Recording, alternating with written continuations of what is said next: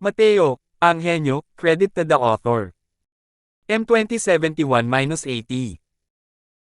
Ang mga pangalan ng mga tauhan ay galing lang sa mga name generator, kaya kung meron mang pagkakatulad sa mga totoong pangalan ng tao, lugar at pangyayari, ito po ay sadyang nagkataon lamang.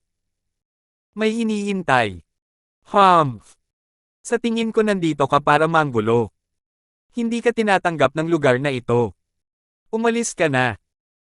Kinamumuhian at kinatatakutan ni Turco si Mateo sa oras na ito at gusto lang niyang paalisan ito ng mas maaga. Pero hindi rin siya ng ahas na galitin ng sobra si Mateo. Masyadong malakas ang lakas ng masamang bituin na ito. Kaya't ang mga contradiction ay inilantad sa kanyang mga salita. Nagsalin si Mateo ng isa pang tasa ng alak at ininom ito, at malamig niyang sinabi, huwag kang mag-alala. Pagkatapos kong maayos ang aking gawain, hindi ako sasama kahit na imbitahan mo rin ako. Ininom ni Mateo ang kanyang alak, umapaw ang bango nito, tinutokso ang lahat hanggang sa maglaway sila ng malakas. Dahil naamoy ang aroma ng alak na ito, ang pag-inom muli ng Raging Fire Brew ay tuluyang nawalan na ng lasa. Tiyak na sinadya ito ng lalaking ito. Sa loob ng maliit na tavern, biglang tumaas ang mga reklamo. Paanong hindi maintindihan ni Turco ang iniisip ng iba? Gusto niya sanang sipain palabas si Mateo gamit ang isang paa, pero tumanggi lang si Mateo na umalis. Di nagtagal, isang matandang lalaking nakaabong damit ang pumasok sa Raging Fire Tavern. Pagpasok pa lang ng matanda, sumigaw na ito, Turco, bigyan mo ang matandang ito ng 3 garapon ng Raging Fire Brew at ilang mga ulam. Nang makita ni Turco ang pagdating ng taong ito, hindi niya napigil ang matuwa, dali-daling lumapit at magalang na sinabi, Nako! Master Coleman, ilang araw ka nang hindi nakakarating. Hindi lang si Turco, nang makita ng iba si Coleman, isa-isa silang tumayo, nagbibigay-pugay sa matanda. Malinaw na napakataas ng katayuan ni Coleman sa Luigi. Halos walang hindi nakakaalam. Tumawa si Coleman at sinabing, abala ako sa pagpino ng mga table tas nitong mga nakaraang araw. Biglang sumiklab ang pagkatakam sa tiyan ko nang tuluyang mapino ang mga medicinal pills, kaya agad akong lumapit. Ah, ang bango.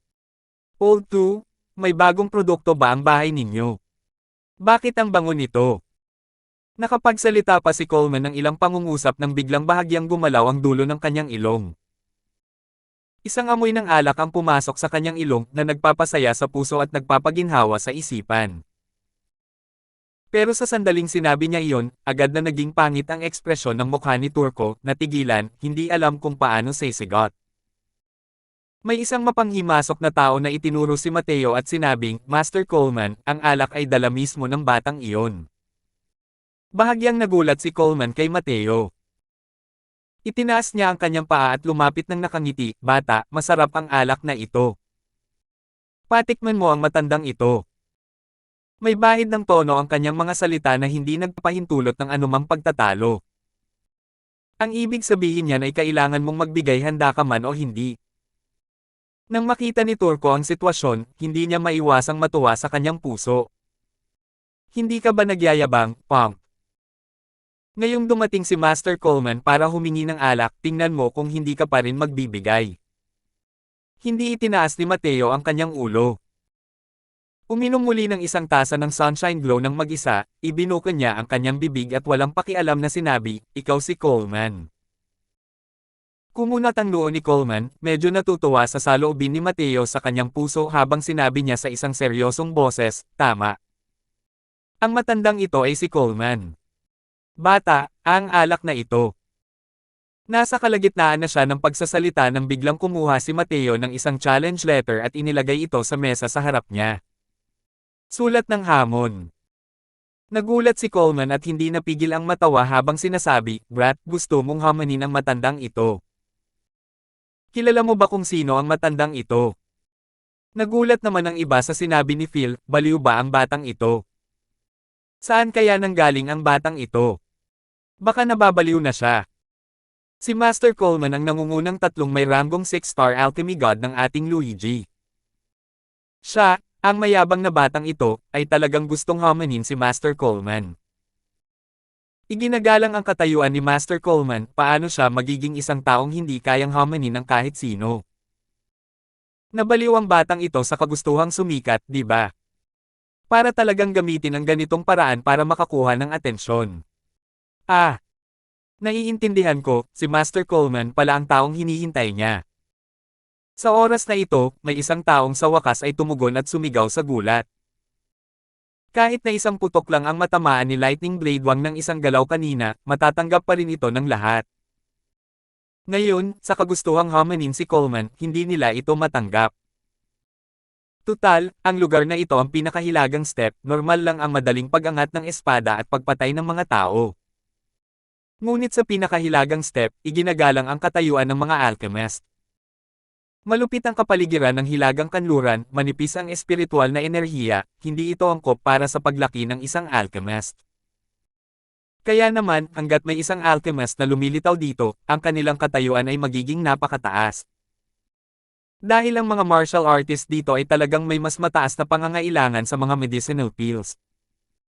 Kailangan nilang dumanas ng walang katapusang pagpatay upang mabuhay. Natural din na kailangan nila ng mas maraming gamot. At si Coleman ay isa sa pinakamalakas na 3 dakilang 6-star alchemy gods ni Luigi. Halos nakatayo na siya sa tuktok ng Luigi. Ngayon, isang batang galing sa Diyos ang alam na kung saan niya gustong hamanin si Coleman sa sandaling ibukan niya ang bibig, labis na pinahahalagahan ang kakayahan nito. Nang marinig ang sigaw ng lahat, nagmukhang mayabang si Coleman habang sinasabi, "Narinig mo ba yan, bata?" Sapat na ang lakas ng matandang ito para mapabilang sa top 3 sa Luigi. Kahit ang top 2 ay hindi rin gaanong mas malakas kaysa sa matandang ito. Ikaw, isang batang nag-iwan ng marka sa mundo, gusto mong hamanin ang matandang ito. Huho! Hindi para sa iyo ang sulat ng hamon. Para ito sa iyong Panginoon, si Empyrean Lone Swan. Wala kang kwalipikasyon para hamanin kita, humigop si Mateo ng alak at malamig na sinabi. Mga salitang determinado talagang gulatin ang mga tao hanggang sa mamatay. Nanlaki ang mga mata ng lahat at hindi makapaniwalang tumingin kay Mateo. Maging si Coleman ay biglang natigilan doon. Ang kanyang Panginoon, si Empyrean Lone Swan, ang pinakamalakas na alchemist ni Luigi, hindi isa sa pinakamalakas. Dahil siya ang nag-iisang 7-star alchemy god. Kahit ang ilan pang mga Empyrean ng Luigi ay tinawag din siyang kapatid nang makita nila si Empyrean Lone Swan. Huho, bata, baliw ka ba? Hinahamon si Master Lone Swan. Sino ang nagbigay sa iyo ng lakas ng loob? Pakiramdam ni Coleman ay narinig niya ang pinakanakakatawang biro ngayon. Sa kanyang paningin, si Master Lone Swan ay isang Diyos. Isang Diyos na hindi pumapayag sa paglapastangan. Ngayon, mayroon talagang isang batang gustong hamanin ang Diyos na ito. Ito ay isang bagay na hindi maaaring tiisin. Malamig na sabi ni Mateo, alam kong hindi ito magiging maayos. Paano kung ganito? Magpapaputok ako ng apoy, at kung mapapatay mo ito, ituring mo itong kawalan ko. Hindi ako magsasalita kahit isang salita tungkol sa bagay na ito ng paghamon sa kanya at bibigyan pa kita ng isang garapon ng sunshine glow. Hahaha. Naghiyawan ng paligid dahil malakas na tawanan.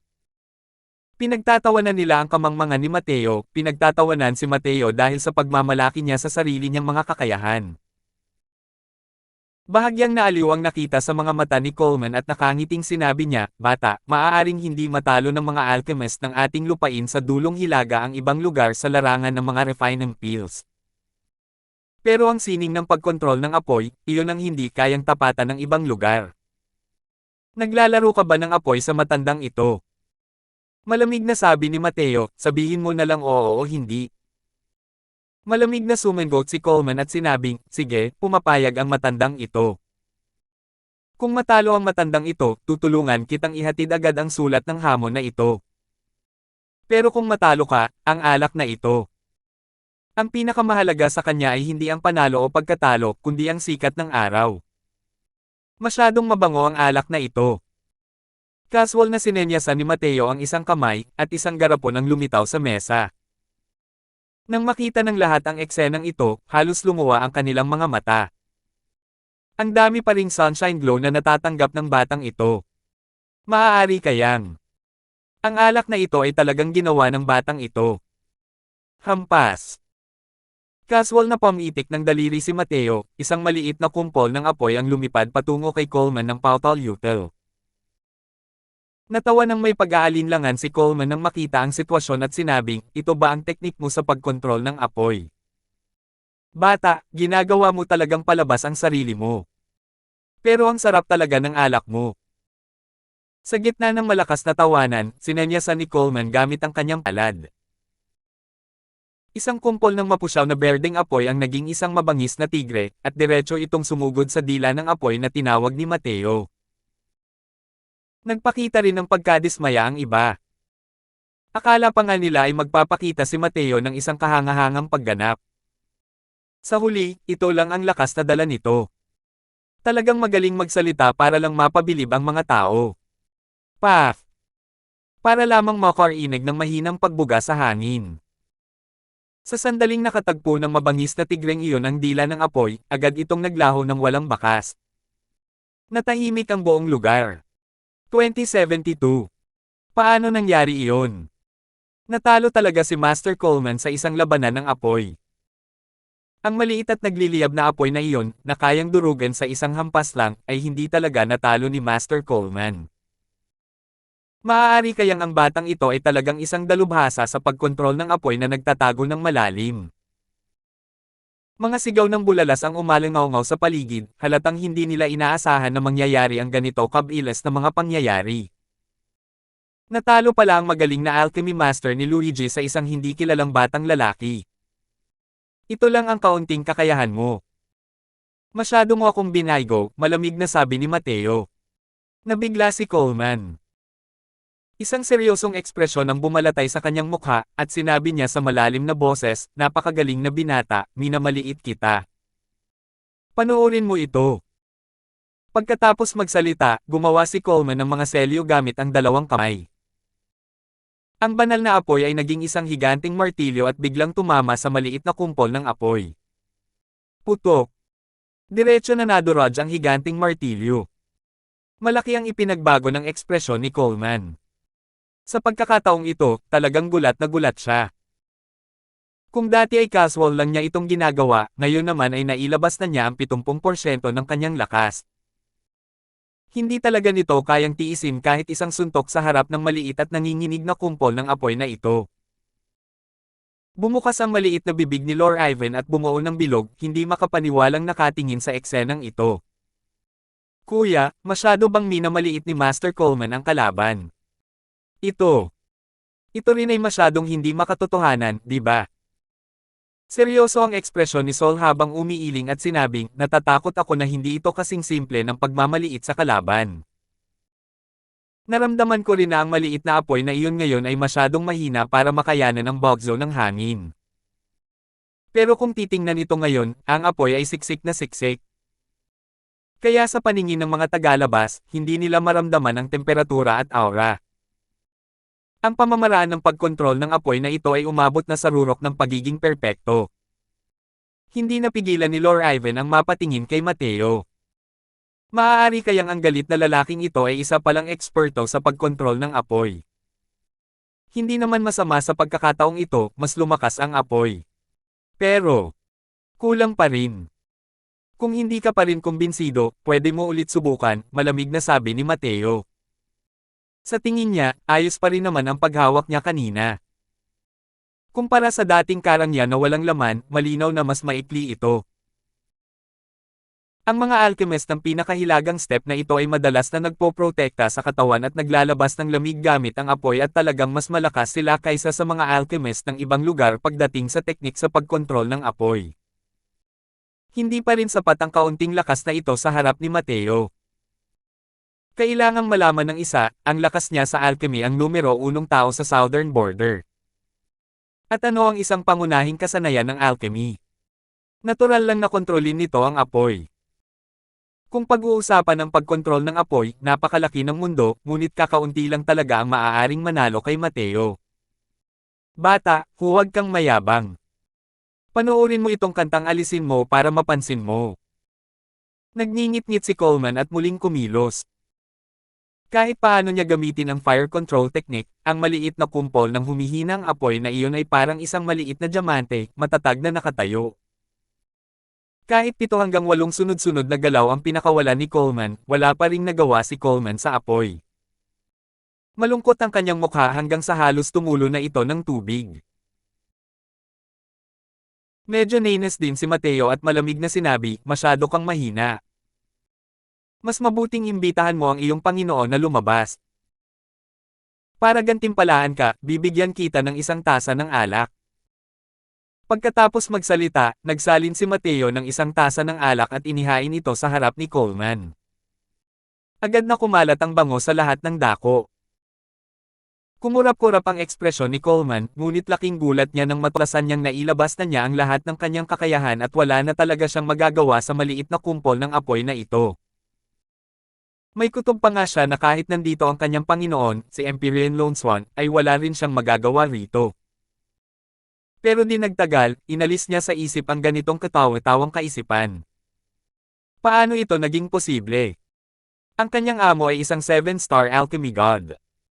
Hindi siya matatalo sa Luigi na ito. Paano magagawa ng isang simpleng batang basa pa rin ang tenga niya na mawala ng kontrol sa kanyang amo? Naagaw agad ng atensyon ni Coleman ang matapang na aroma ng alak. Masyadong mabango ang alak na ito. Mabango hanggang sa hindi na makatanggi ang mga tao. Hindi napigilan ni Coleman ang paglunok ng kanyang laway at sa wakas ay nilagok pa rin ito sa isang iglap sa gitna ng nagtatanong na tingin ng lahat. Masarap na alak. Tunay na masarap na alak. Ngayon lang nakainom ng ganito kasarap na alak ang matandang ito. Sa sandaling pumasok ang alak sa bibig, hindi napigilan ni Coleman na magbigay ng papuri mula sa kaibuturan ng kanyang puso. Naramdaman niya ang pag-agos ng dekalidad na alak sa kanyang tiyan, na agad na nagpasiklab sa kanyang buong katawan, dahilan para bumukas ang bawat butas ng kanyang mga butas. Para bang sumikat ang araw sa kanyang puso, na nagpainit sa kanyang buong katawan. Kung ikukumpara, ang Raging Fire Brew na lagi niyang pinahahalagahan ay parang basura lamang. Nang makita ng lahat ang masayang anyo ni Coleman, hindi na nila pinagdudahan ang sikat ng araw. Dati, lahat ay medyo nagdududa pa rin, naghihinalo kung nagkukunwari ba si Sol o hindi. Ngayon, dahil personal na kinumpirma ito ni Master Coleman, sino pa ang magdududa? Sa ganitong paraan, mas lalong hinahangad ng grupo ng mga martial artist ang Sunshine Glow. Ang pakiramdam na nakakakita pero hindi nakakainom ay talagang hindi komportable. Bata, tutulungan kitang dalhin ang sulat ng hamon. Pero itong alak. Nakatitig si Coleman sa maliit na prasko na hawak ni Mateo, malinaw na malinaw ang kanyang layunin. Walang pakialam niyang sinabi, sabi ko isang tasa, ang ibig sabihin niyan ay isang tasa. Huwag mo akong bigyan ng ganyang tingin. Bumalik ka at sabihin sa iyong Panginoon na hanggat siya, si Empyrean Lone Swan, ay tumatanggap ng hamon kung matatalo itong si Luigi, ang recipe nitong si Sunshine Glow ay iaalay gamit ang 2 kamay. Huwag mong gamitin ang ganitong uri ng mga matang tumingin sa akin. Sa iyong maliit na cultivation base, hindi mo ito maaagaw. Lumingon-lingon si Coleman, halatang may balak na siyang agawin ito. Sa isang lugar tulad ng Luigi, walang hustisya at batas. Mga bagay na pumukaw sa iyong interes, kunin mo na lang. Hanggat malaki ang kamao mo, kahit anong sabihin mo ay gagana. Sa tabi, may nakakita na hindi maganda ang atmosfera at nagbabala, Master Coleman, kanina lang, plano ni Lightning Blade Hammer na agawin ang baril, at natalo siya sa isang suntok lang. Nagbago ang mukha ni Coleman at nagulat siyang sumigaw, Lightning Blade Hammer. Pinagsama niya ang 2 uri ng kapangyarihan ng batas, ang kanyang lakas ay maihahambing na sa 5th Firmament True God. Sa isang suntok lang talaga siya pinasabog. Muling sinabi ng taong iyon, Guro, napakaraming tao ang nanunood. Maaari pa rin ba kitang dayain? Naging seryoso ang tingin ni Coleman, saka lang niya natuklasan na tila hindi na talaga dapat maliitin si Mateo. Nakita ko na lang na dumilim ang tingin niya at sinabing, sige. Tutulungan ka ng matandang ito na ihatid ang sulat ng hamon, pero sana ang iyong kasanayan sa alchemy ay hindi lamang isang maliit na teknik sa pagkontrol ng apoy. Column. Pagkatapos magsalita, itinago ni Coleman ang sulat ng hamon at dumiretso na umalis. Ang bilis kumalat ng balita. Diyos ko, ilang libong taon na ang nabubuhay. Hindi pa naririnig na may nang-ahas na hominine si Empyrean Lone Swan. Ang isang 7-star alchemy god ay isang divine master sa pinakahilagang step. Ang kanilang katayuan ay lubos na iginagalang. Ngayon, isang mainitin ang ulo na sumulpat mula sa Diyos alam kung saan talaga gustong hominine si Empyrean Lone Swan. Sa loob ng ilang panahon, si Luigi na matagal ng tahimik ay nagsimulang kumulo sa kasabikan. Hindi naman siguro, di ba? Saan nanggaling ang batang ito? Ngayon ko lang narinig na may lumitaw na isang kahangahangang batang alchemist sa pangalan ni Luigi. Baka galing sa northern border. Ang batang hindi alam ang lawak ng langit at lupa ay talagang naglakas loob na hominine ng isang 7-star alchemy god. Hey, may magandang palabas na dapat panoorin ngayon. Nabalitaan kong tuluyang natalo ng batang iyon ang mahusay na disipulo ni Empyrean Lone Swan, si Master Coleman, sa isang labanang apoy. Iniisip ko kung totoo ba ito o peke. Hey, malamang sinasadya ng batang iyon na imbentuhin ito para lumago ang reputasyon niya, di ba? Hindi nam kalabisan ang fire controlling technique ni Master Coleman na sabihing numero 1 ito sa Luigi. Base lang sa batang iyon. Pero narinig ko na ang batang ito ay may hawak na isang uri ng alak na napakasarap. Tinanggap lang ni Empyrean Lone Swan ang hamon para sa kapakanan ng recipe na ito. Kumalat ang balita, at ang mga nagtatanong na boses ay nasa lahat ng dako ni Luigi. Lahat dahil sa hindi kilalang batang ito na hominine ang Diyos ng alchemy daw sa kanilang mga puso. Walang nag-isip na may pag-asa si Mateo. Isa itong hamon na parang pagpapakamatay. 2073. Sa Sky Return Plaza, maraming tao kung saan-saan. Isang 7-star alchemy god na kumikilos, isa itong engranding kaganapan ni Luigi. Ang pag-isyu ni Mateo ng isang liham hamon upang hominine ang Empyrean Lone Swan ay kumalat sa buong Luigi na parang hangin. Nakatatandang kuya, masyado ka ring pabaya. Nakakahiya kung ang master ay nakikipagkompetensya sa alchemy sa isang hambog na batang lalaki. Sabi ni Yubal, ang junior apprentice brother ni Coleman, nang may mapanghamak na tingin. Sabi ng isa pang junior apprentice brother, hindi ba't ang pagpapalaban kay master sa alchemy kasama ang batang ito ay halos katulad na rin ng pagpapalaban kay master sa alchemy kasama natin. Ang ganitong uri ng labanan sa alchemy ay walang kahit kaunting suspense.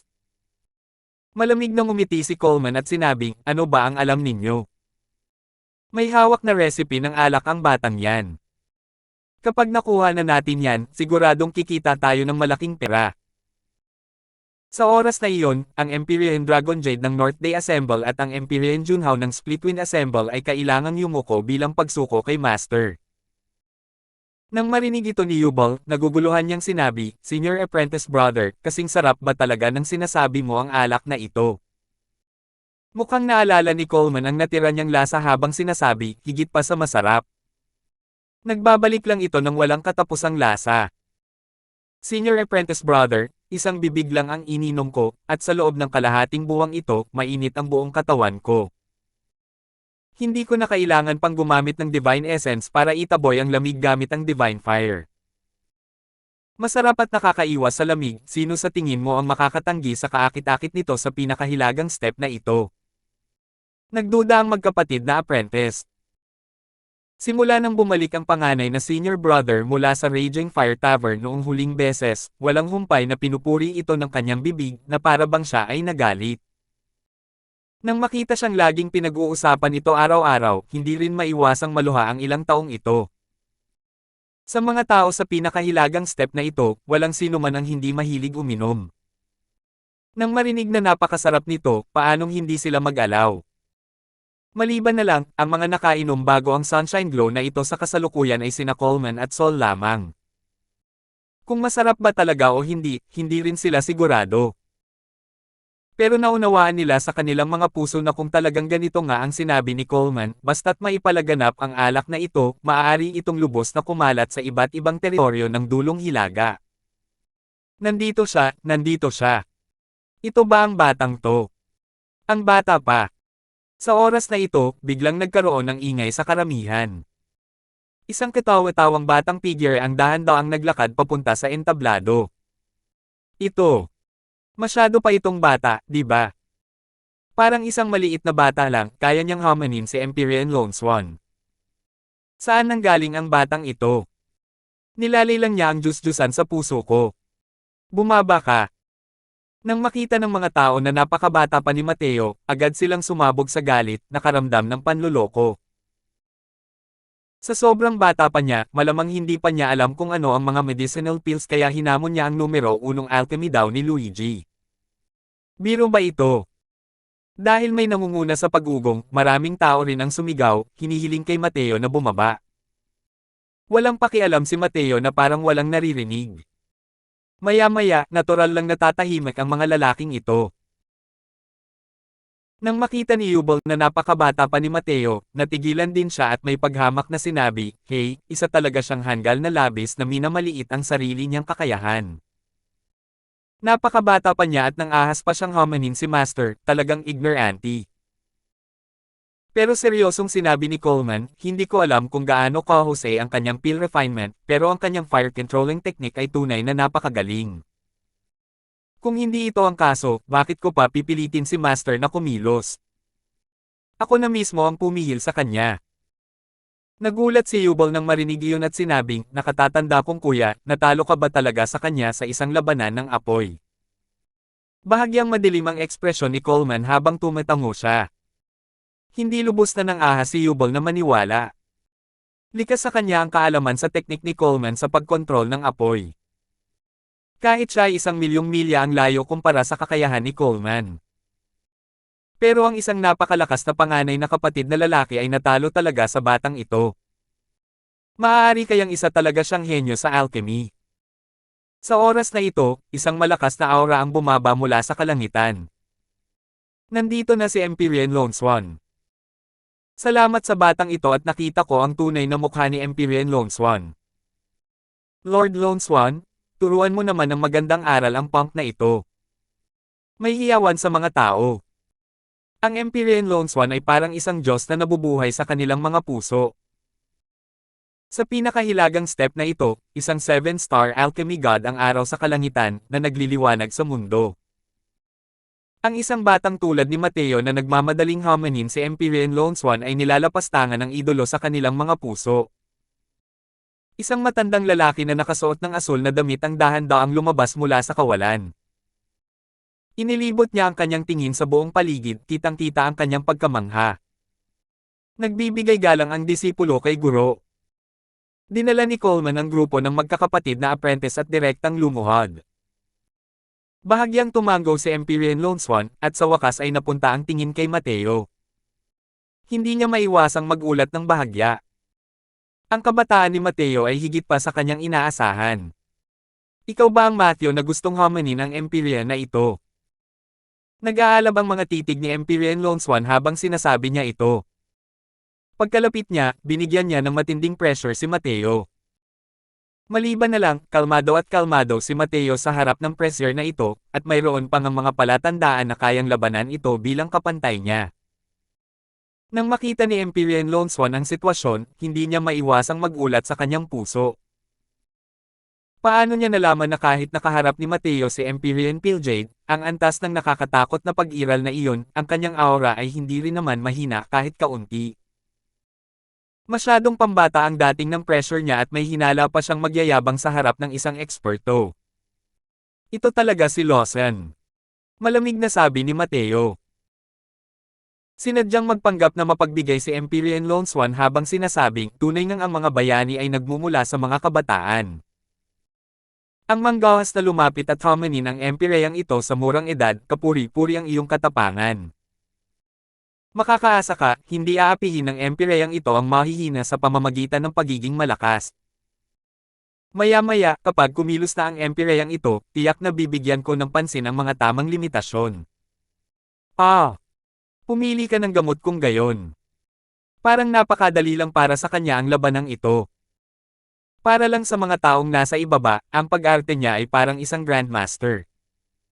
Siya ay mapagparaya at bukas ang isipan.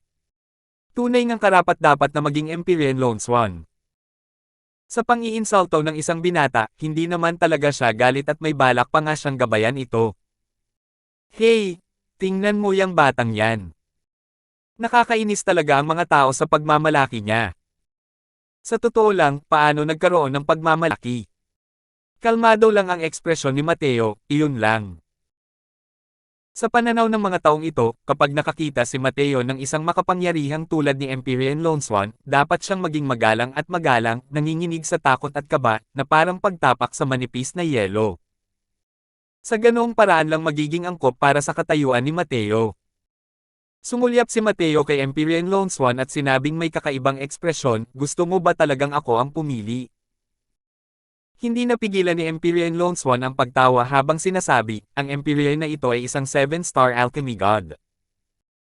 Nakikipaglaban sa alchemy sa iyo, isang junior, maaari pa bang hayaan ang Empyrean na ito na pumili?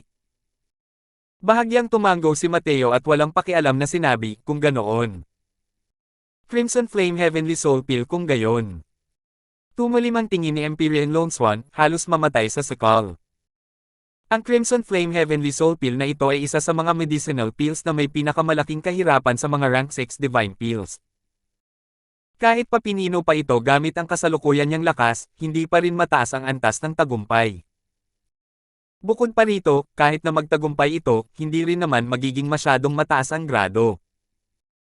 Binuka niya ang bibig, gusto sanang magsalita, pero hindi niya alam kung ano ang dapat niyang sabihin. Sabi niya pwede niyang pinuhin. Ano ang gagawin kung sinira niya ito? Sinasabing hindi niya kayang pinuhin. May kahihiyan ba siya o wala? Junior, sinasadya mo bang guluhin itong Empyrean, di ba? Malamang hindi mo matutunan ang mga pangunahing kaalaman sa medicinal pill na ito, di ba? Madilim na sabi ni Empyrean Lone Swan. Umiling si Theo at bumantong hininga, mukhang wala kang gaanong kumpiyansa sa pagpino ng Crimson Flame Heavenly Soul Pill. Kung gayon, bakit hindi? Ang Amethyst Instant Pill kung gayon. Muntik nang samuka si Empyrean Lone Swan ng isang bibig ng matandang dugo. Huwag mong hukayin ang lupa ng tao ng ganito. Isa pa. Isa na naman itong level 9 medicinal pill. Siguradong sigurado na siyang nandito ang batang ito para guluhin siya. Maaari kayang siya ay ipinadala ng iilang taong iyon. 2074. Hindi rin ba gumagana ang Amethyst Instant Pill? Umiling si Mateo na may dismayadong tingin. Malaki na ang ibinaba niya sa benchmark pero medyo ikinadismayan niya ang lakas ng Empyrean Lone Swan na ito.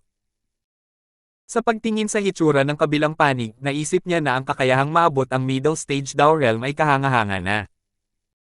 Malamang, nananatili pa rin siya sa paligid ng initial stage Dao Realm. Kung gayon, bawasan natin ng kaunti ang kahirapan, Earth Nether Imprint Pill naman. Kinausap ni Mateo ang sarili. Naging berde ang mukha ni Empyrean Lone Swan sa tapat niya. Nandito talaga ang lalaking ito para asarin siya. Earth Nether Imprint Pill kung ganoon. Gustong makita ng Empyrean na ito kung mayroon kang ang ganoong kalaking kakayahan para mapino ang isang level 9 medicinal pill, malamig na singgal ni Empyrean Lone Swan. Kahit na ang Earth Nether Imprint Pill na ito ay isang level 9 medicinal pill, mayroon pa rin siyang kaunting kumpiyansa. Sa madaling salita, ang pagpino ng middle grade o kahit high grade ay hindi naman malaking problema. Sa ibaba ng entablado, ang mga mukha ni na Coleman at ng iba pa ay pare-parehong pangit. Ang mga tabletang panggamot sa ranggong 6 na sinabi ni Mateo, kalimutan na ang pagpino sa mga ito, hindi man lang nila matutunan ang mga pangunahing kaalaman nito. Natural silang mapino ng kanilang Panginoon, ngunit hindi rin mataas ang antas ng tagumpay. Hindi naman sa pinagdududahan nila ang lakas ng guro, kundi ang mga gamot na ito ay napakahirap talagang pinuhin. Pero sa pananaw ng ibang mga martial artist, medyo nagulat sila. Sumuko si Empyrean Lone Swan kay Mateo. Sinabi ni Mateo ang 3 uri ng medicinal pills, pero pinili niya ang pangwakas na medicinal pill. Malinaw na wala siyang gaanong tiwala sa dalawa pa.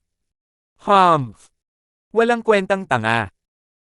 Para mapino ang level 9 medicinal pills, kailangan munang makapasok sa Dao Realm bago pa man niya mapino ng matagumpay ang mga tabletang iyon.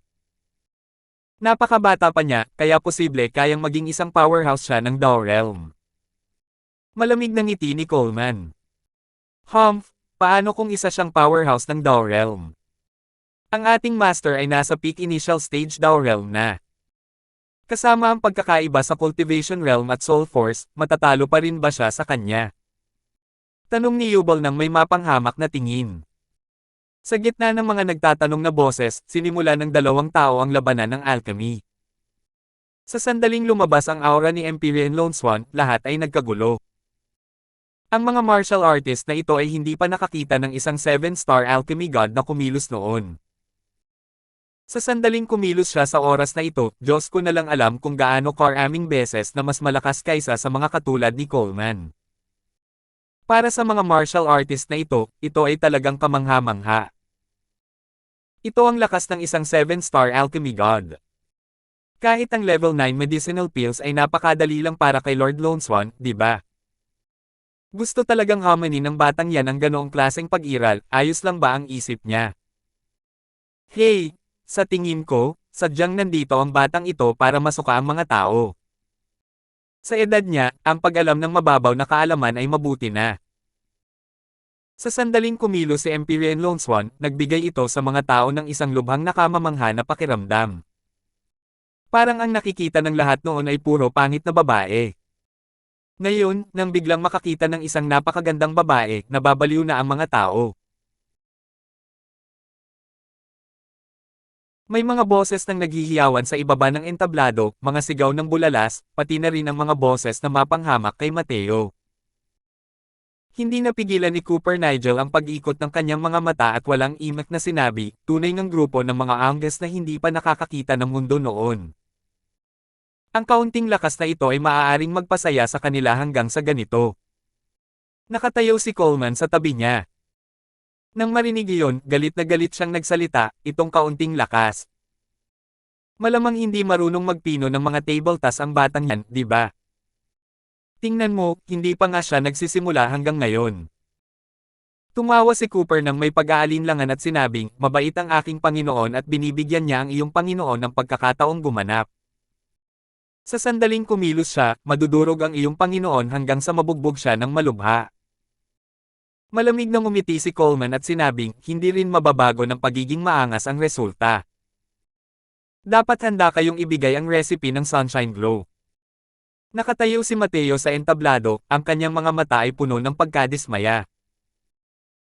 Ang kaunting lakas ni Empyrean Lone Swan ay hindi maihahambing sa pinakamahinang Empyrean sa Cloudpeel Summit. Buksan. Humiyaw ng mahina si Mateo, iniabot ang kanyang kamay, at sinenyasan. Ang mga gamot na gamot ay dinala lahat sa kalderong panggamot. Kasunod nito, isang napakalawak na aura ang biglang lumabas sa kanyang katawan. Biglang tumigil ang hiyawan ng lahat. Sa ilalim ng aura ni Mateo, ang alchemy aura ni Empyrean Lone Swan ay parang isang sanggol. Napakahina hanggang sa sukdulan. Nag-iba ng husto ang ekspresyon ng mukha ni Empyrean Lone Swan, hindi mapigilan ng mga selyong nabuo sa kanyang mga kamay ang paghinto. Isang buga lamang ang narinig. Isang amoy na nasusunog ang lumabas mula sa kalderong panggamot. Ang mga materyales sa loob ay direktang pinipino upang maging isang sirang tableta. Napakahirap para sa kanya na pinuhin ang level 9 medicinal pills sa simula pa lang, kaya paano niya makakayanan ang matinding pressure ni Mateo. Para sa kanya, ang aura ni Mateo ay parang bundoktay na dinudurog sa ibabaw niya. Wala siyang kahit kaunting lakas para lumaban. Isang matinding gulat ang lumitaw sa mukha ni Empyrean Lone Swan. Gayunpaman, hindi siya agad nagalit at agad na naakit ng pill refinement ni Mateo. Hindi lang siya, pati ang kanyang mga disipulo ay naakit din sa nakasisilaw na pagpipino ni Mateo sa paggamit ng mga pills. Sa isang lugar tulad ng pinakahilagang step, ang pagharap sa ganitong kahangahangang kasanayan sa alchemy ay walang dadang parang isang magandang ulan pagkatapos ng mahabang tagtuyot para sa kanila. Ang bawat galaw at kilos ni Mateo ay mayroong napakalaking ganda na nagtataglay ng hindi pangkaraniwang lalim ng mga naipon na daw. Sa kanilang paningin, hindi pinino ni Mateo ang mga tableta kundi minamanipula ang dakilang daw. Ang ganitong uri ng kasanayan sa alchemy ay nakarating na sa rurok ng pagiging perpekto. Hindi ka panipaniwala. Sa gitna ng sigaw ng lahat, matagumpay na naubos ni Mateo ang tableta. Pagkatapos lamang ng mahabang panahon ay nagising si Empyrean Lone Swan mula sa pagkabigla. Pagkatapos, sa gitna ng gulat ng mga titig ng lahat, yumuko siya bilang pagpupugay kay Mateo at sinabing, walang kapantay ang alchemy cultivation ni Master Lawson, lubos na hinahangaan ni Lone Swan. Ito. Si Lord Lone Swan, isang mataas na Empyrean, ay nagbigay ng ganitong tame time na paggalang sa isang batang lalaki ng True God Realm. Nakakagulat. Nakakagulat. Akala ko noong una ay naabot na ng alchemy cultivation ni Lord Lone Swan ang rurok ng pagiging perpekto. Sino ang mag-aakala na ang lakas ng alchemy ni Master Lawson ay higit sa 100 beses na mas malakas kaysa kay Lord Lone Swan? Sa Sky Return Plaza, ang mga nagtatakang tinig ay tumaas at humupa na parang mga alon. Isang marangal na 7-star alchemy god ang talagang nagsagawa ng etikete ng isang disipulo sa isang 6-star alchemy god. Paanong hindi ito makakapagpamanga sa mga tao? Ang mga martial artists na ito ay hindi bihasa sa alchemy at hindi nila naiintindihan ang pagkakaiba sa pagitan ni Empyrean Lone Swan at Mateo. Pero bilang isang alchemist, naunawaan ni Empyrean Lone Swan na napakalaki ng agwat sa pagitan niya at ni Mateo. Hindi dapat tingnan ng mga tao kung paano siya naging isang 7-star alchemy god. Limitado lamang ang mga rank 7 divine pills na kaya niyang pinuhin. Kapag ang rank 7 divine pills ay umabot sa level 3 difficulty pataas, hindi na ito mapipino kung kulang ang kanilang realm. Kaya naman, nang makita niyang may ganoong kalakas si Mateo, agad siyang nagulat nang hindi masabi ang mga salita. Kung tungkol naman kay Coleman at sa iba pa, matagal na silang naging bato agad-agad. Talaga bang natalo ng ganito lang kabilas ang maladyos nilang amo? Paano nagkaroon ng ganitong kakilakilabot na lakas ng alchemy ang malabatang lalaking ito? Ito. Maraming tanong si Lone Swan tungkol sa alchemy. Iniisip ko kung may libreng oras si Master Lawson para bigyan si Lone Swan ng 1 o 2 payo. Maingat na tanong ni Empyrean Lone Swan. Malamig na sabi ni Mateo, nahuhuli na sa panahon ng alchemy daw ng northernmost step. Pagdating mo rito, ituturing ka na lang ni Lawson na isang hindi inaasahang engkwentro. Nang marinig iyon ni Empyrean Lone Swan, hindi niya napigil ang matuwa ng husto. Kung walang aksidente, ganoon na lang sana ang mga nagawa niya sa alchemy habang buhay. Pero kung may nagbibigay ng gabay, lalo na ang gabay ng isang maestro na tulad ni Mateo, ibang-iba iyon. Maraming salamat, Master Lawson, sa pagpapakita ng awa. Hindi ito mababayaran ni Lone Swan kahit 10,000 pagkamatay. Labis na nabalisa si Lone Swan at muling yumuko ng may paggalang kay Mateo. Pagkatapos niyang sabihin iyon, itinuwid niya ang kanyang likod at agad na nabawi ang kamahalan ng kanyang Empyrean habang sinabi sa malinaw na boses, mula ngayon, si Master Lawson na ang natatanging panauhin ng Empyrean na ito. Kung may sino man na maglalakas loob na saktan si Master Lawson, inihahanda mo ang iyong sarili laban sa Empyrean na ito. 2075. Pagkalipas ng ilang araw, isang nakakagulat na balita ang kumalat sa buong Luigi. Kinilala ni Empyrean Lone Swan si Mateo bilang kanyang Panginoon at nagbigay galang dito bilang isang disipulo. Ang balitang ito ay parang isang mabigat na pagsabog na pumukaw ng matinding takot kay Luigi. Mali ba ang narinig ko? Gaano man kalakas ang Mateo na iyon, isa rin siyang 6-star alchemy god. Kailangan ba ito ni Lord Lone Swan? Hindi ka panipaniwala. Kinilala ng isang 7-star alchemy god ang isang 6-star alchemy god bilang isang master. Nabuhay na ako ng 10,000 taon pero ito pa rin ang unang beses na nakarinig ako ng ganito. Anong klaseng Diyos ba si Mateo para mapasuko si Lord Lone Swan? Sumabog ang buong Luigi. Lahat ay nag-uusap ng walang gana tungkol sa bagay na ito. Lahat ay napuno ng kuryosidad kay Mateo na ito na biglang sumulpat ng hindi alam kung saan. Si Empyrean Lone Swan ay palaging isang maladyos na figure kay Luigi mula pa noon. Maging ang mga Empyrean powerhouse ay nagpakita rin ng dagdag na paggalang sa kanya at hindi nang ahas na manakit kahit kaunti. Pero ngayon, ang ganitong uri ng maladyos na pag-iral ay kinikilala ang 1,000 mahigit taong gulang na kabataan bilang kanyang Panginoon. Nakakagulat talaga ito. Ngunit di nagtagal, isa na namang nakakagulat na balita ang dumating. Naglabas ang Grand Peel Establishment ng isang bagong uri ng alak. Ang pangalan ng alak ay Sunshine Glow. Nagre-recruit ang Grand Peel Establishment ng siyam na sales representative. Pagkalabas ng balita, agad itong nagdulot ng matinding sensasyon sa buong Luigi. Ang Grand Peel Establishment na ito ay ang puwersa ni Empyrean Lone Swan. Hindi lang ang alak na ito na tinatawag na Sunshine Glow ang may mahusay na lasa, kundi mayroon din itong epekto na panlaban sa lamig. Hanggat umiinom ng isang tasa ang mga martial artist ng Celestial Deity Realm, hindi nila kakailanganing gumamit ng anumang paraan ng pag-iwas sa malamig sa loob ng kalahating buwan. Pagkalabas pa lang ng alak na ito, agad itong kumalat sa buong Luigi. Iba't ibang restaurant, tavern, at mga tindahan ng alak ang nagtakbuhan papunta sa Grand Peel Establishment dahil sa kagustuhan nilang makuha ang karapatan sa pagbebenta ng Sunshine Glow. Nang marinig ang balitang ito, halos mabaliw si Turco. Hindi alam ng iba, pero alam niya na ang Sunshine Glow na ito ay alak ni Master Lawson. Ngayon, halos berde na ang kanyang mga bituka sa panghihinayang. Noon, kung hindi lang dahil sa isang sandali ng pagkalito, na ikinagalit ni Master Lawson gamit ang lakas ng Raging Fire Tavern at ang relasyon niya kay Master Coleman, hindi ba't madali pa ring makukuha ang karapatan sa pagbebenta ng Sunshine Glow. Pero nakalulungkot, walang gamot sa panghihinayang sa mundong ito na maaaring kainin. Gayunpaman, nagdala pa rin si Turco ng isang malaking regalo at hinanap si Coleman. Master Coleman, alam mo rin ba, ang aking Raging Fire Tavern ang numero 1 sa Luigi. Mayroong daan-daang sangay pa lamang. Una. Hey, tapos na ang lahat. Nang lumitaw ang Sunshine Glow, malamang hindi na makapasok sa top 10 ang Raging Fire Tavern mo. Kuya, huwag mo akong sisihin. Gusto mong sisihin ang isang tao, sisihin ang sarili mo dahil wala kang mga mata, at masaktan si Grandmaster. Ang mga bagay na ito, ilabas mo na.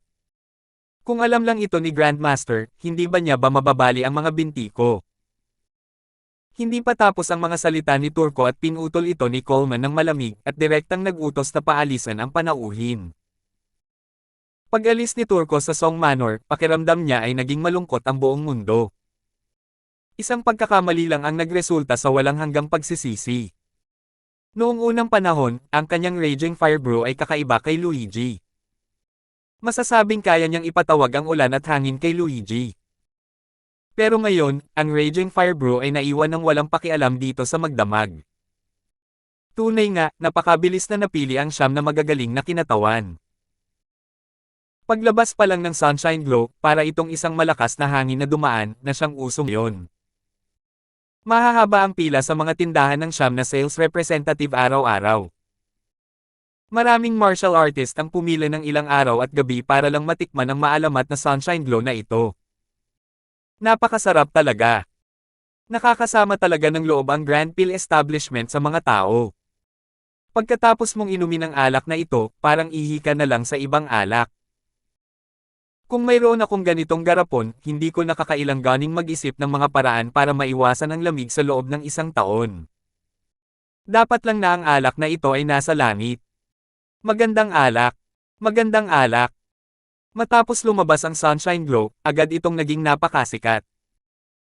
Kahit na ginagawa ito ng Grand Peel Establishment ng walang tigil, hindi pa rin ito nasiyahan ang sigasig ng lahat ng martial artist. Kalaunan, nalimitahan na lang ng iba't ibang pangunahing restoran ang supply. Ang isang tasa ng Sunshine Glow ay itinaas pa sa napakataas na presyo. Pero kahit na ganoon, walang sino man ang gustong magbenta ng alak. Ang mga taong pinalad na makabili ng alak ay pawang pinahahalagahan ang kung ano ang kanila, itinago at itinatago ito, takot na malaman ng mga tao. Sa araw na ito, sa wakas ay nakabili si Turco ng isang maliit na garapon ng Sunshine Glow matapos pumila ng 7 araw at gabi. Kaya naman, hindi na siya makapaghintay at uminom na lang ng isang subo. Sa sandaling pumasok ang alak sa tiyan, isang lambot ang agad na kumalat sa kanyang 4 na paa at buto, na parang may kuryenteng damaloy. Kasabay nito, isang mainit na agos ang naipon sa lugar na ito ng dantian, na para bang ito ay ang nagliliyab na araw na sumisikat mula mataas, na patuloy na nagpapainit sa kanyang katawan. Masarap na alak. Tunay na napakasarap na alak. Hindi napigilan ni Turco ang pagpuri. Pero pagkatapos purihin, lumambot ang ekspresyon ng kanyang mukha. Ang sarap ng alak, hindi niya talaga napansin. Sa simula, dapat ay siya ang naging isang figure na kayang tumawag ng hangin at ulan sa Luigi na ito. Pero ngayon, wala na ang lahat. Sa loob ng Grand Peel establishment, nakatingin si Empyrean Longswan kay Mateo ng may ekspresyon ng pagsamba. Paharap kay Mateo, nagpatira pa na siya ng nakadapa sa paghanga. Pagkatapos makapasok si Mateo sa Grand Peel establishment, tinanong siya ni Empyrean Longswan tungkol sa ilang mga bagay na hindi niya maintindihan. Ang katalasan ng pag-unawa ni Mateo ay nagpamangha sa kanya sa pagkamangha. Sa ilang bahagi na nahaharangan noong una, bigla niyang nakita ang liwanag. Nang mga sumunod na araw, habang mas madalas niyang kinokonsulta si Mateo tungkol sa alchemy daw, lalo niyang nararamdaman na hindi maarok ni Mateo ang kanyang kakayahan. Pinaghihinalaan pa niya kung nakapasok na ba o hindi si Mateo sa maalamat na Ancestor Realm. Kung hindi, paano niya magkakaroon ng ganito kalalim na pag-unawa sa alchemy daw? Kaya naman, pinatibay niya ang kanyang determinasyon at kinilala si Mateo bilang kanyang Panginoon. Nag-alangan sandali si Mateo pero pumayag pa rin. Kinikilala siya ng Empyrean Longswan na ito bilang Master at isang 7-star. Makikita na tunay niyang mahal ang alchemy. Bukod pa rito, kinailangan pa ring hiramin ni Mateo ang kapangyarihan ni Empyrean Longswan para iligtas si Laika.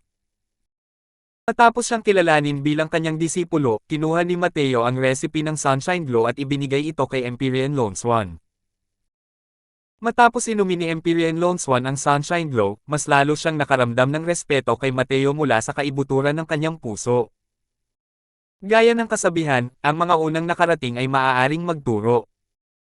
Casual na kayang uminom ni Mateo ng kakaibang formula ng tableta, makikita kung gaano kalalim ang kanyang mga naabot sa alchemy daw. Gaya nga ng inaasahan, sa sandaling lumabas ang Sunshine Glow, agad itong tumama kay Luigi, at nagbigay daan sa Grand Peel establishment na kumita ng maraming pera. Matapos makinig ng mabuti sa sermon ng Master tungkol sa daw nitong mga nakaraang araw, biglang nakakita ng liwanag ang disipulong ito at tila naabot na ang bungad ng Middle Stage Dow Realm, nasa sabik na sabi ni Empyrean Longswan. Sumulyap si Mateo sa kanya at umiling, at sinabing, malayo ka pa rin. Kahit na naging Empyrean at 7-star alchemy god ka na, masyadong mababaw ang pundasyon mo. Parang naabot mo na ang hangganan ng Middle Stage Dow Realm, pero sa totoo lang, napakalayo mo na.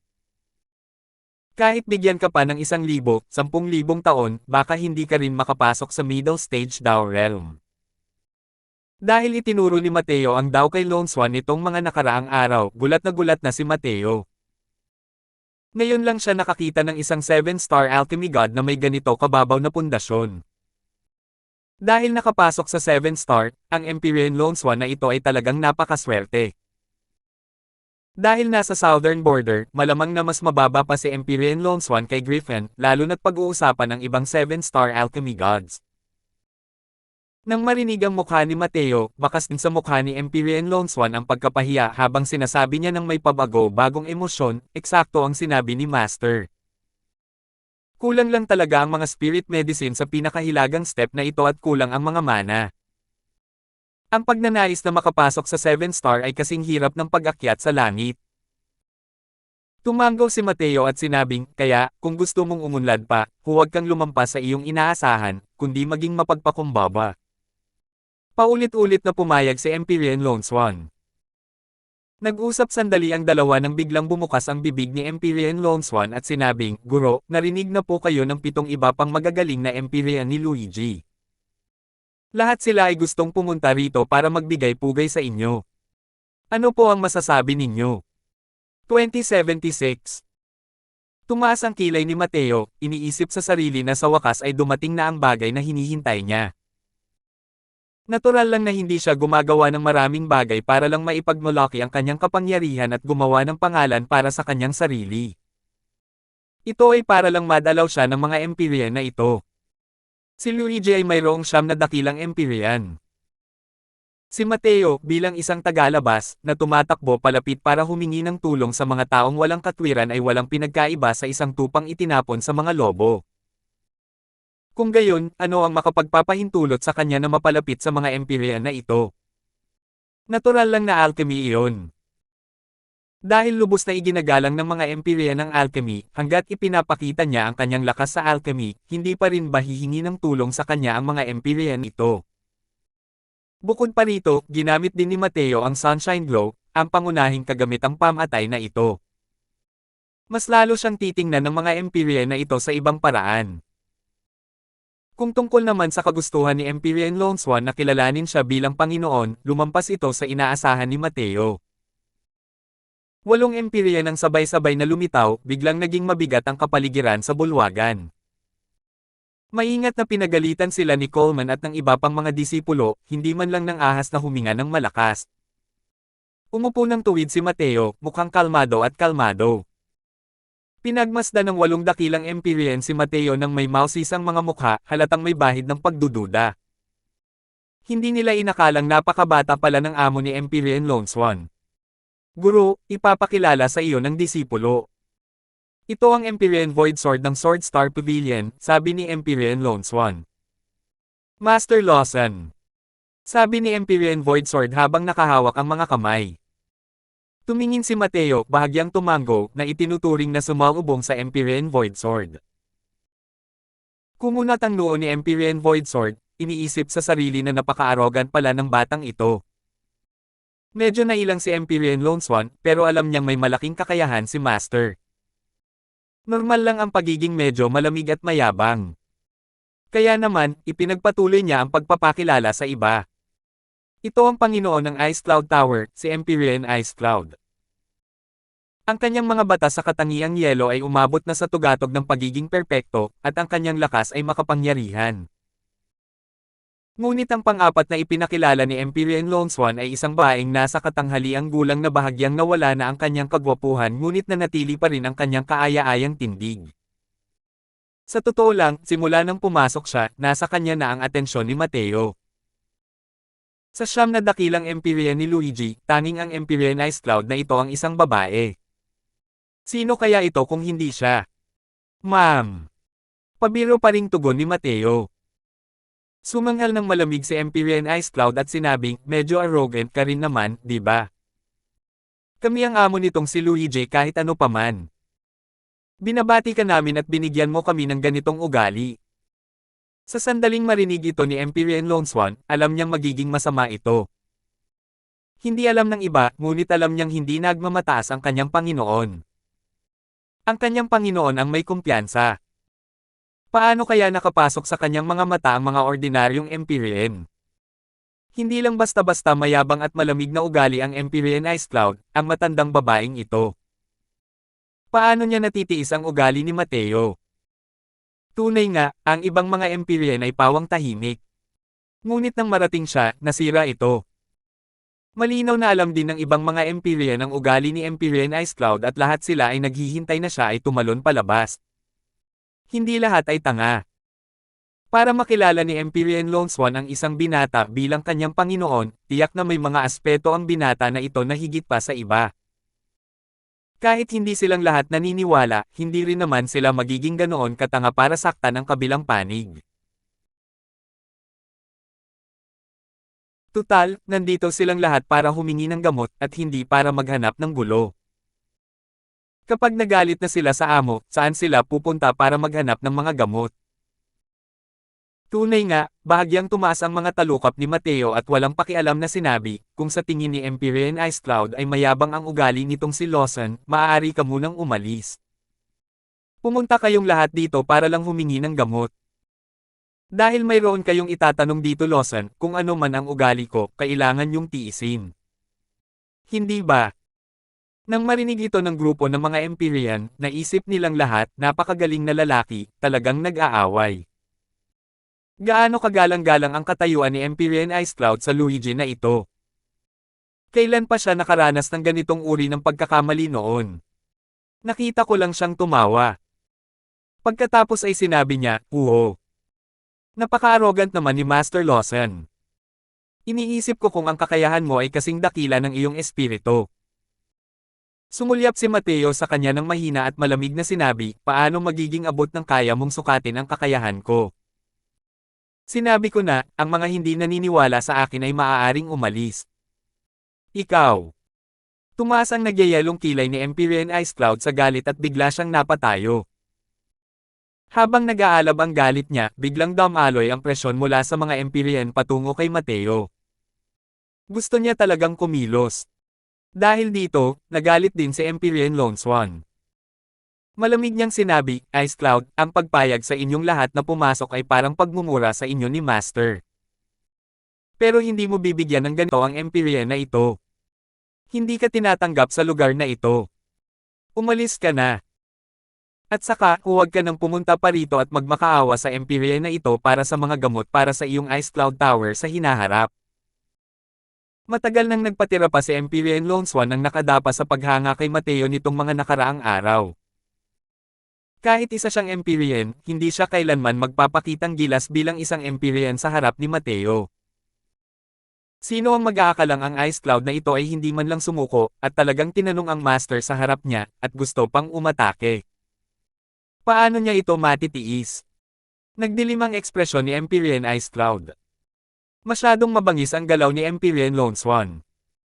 Sa pinakahilagang step na ito, maaaring maging ganito ka-arrogant ang mga 7-star alchemy gods. Walang nang-ahas na sakta ng isang 7-star alchemy god. Kapag nasaktan, walang katapusang pagsisisi lamang ang mararamdaman. Ang kanilang cultivation ay maaari lamang umasa sa swerte sa hinaharap. Ang mukha ni Empyrean Ice Cloud ay napakapangit, nakatayo roon, hindi alam ang gagawin. Lihim ding nagulat ang iba. Hindi nila inakala na ang karaniwang walang kapantay na mataas na Empyrean Lone Swan ay talagang magalang kay Mateo. Nagmamadaling humakbang si Empyrean Void Sword para maging tagapamagitan, habang nakangiting sinasabi, huwag kayong magalit. Dahil si Master Lawson ang amo ni Empyrean Lone Swan, natural lang na mayroon siyang tunay na kakayahan. Nakababatang Ate Ice Cloud, kailangan mo ring ayusin ang iyong ugali. Sumangal ng malamig si Empyrean Ice Cloud ngunit hindi na naglakas loob na gumawa ng kahit anong ingay. Ngunit matigas pa rin ang mukha niya, walang balak umatras. Tumawa ng malamig si Mateo at sinabing, alam kong kinu-question ng lahat ang lakas ko, pero paano magiging ganito ang kakayahan ko sa inaakala ninyo? Hanggat makakapag-ipon kayo ng sapat na gamot para sa espiritu, gagawa ang Lawson na ito ng 10 Empyrean para sa inyo, nasaan ang kahirapan doon? Nang sandaling lumabas ang mga salitang ito, ang lahat ay nagpakita ng hindi makapaniwalang ekspresyon.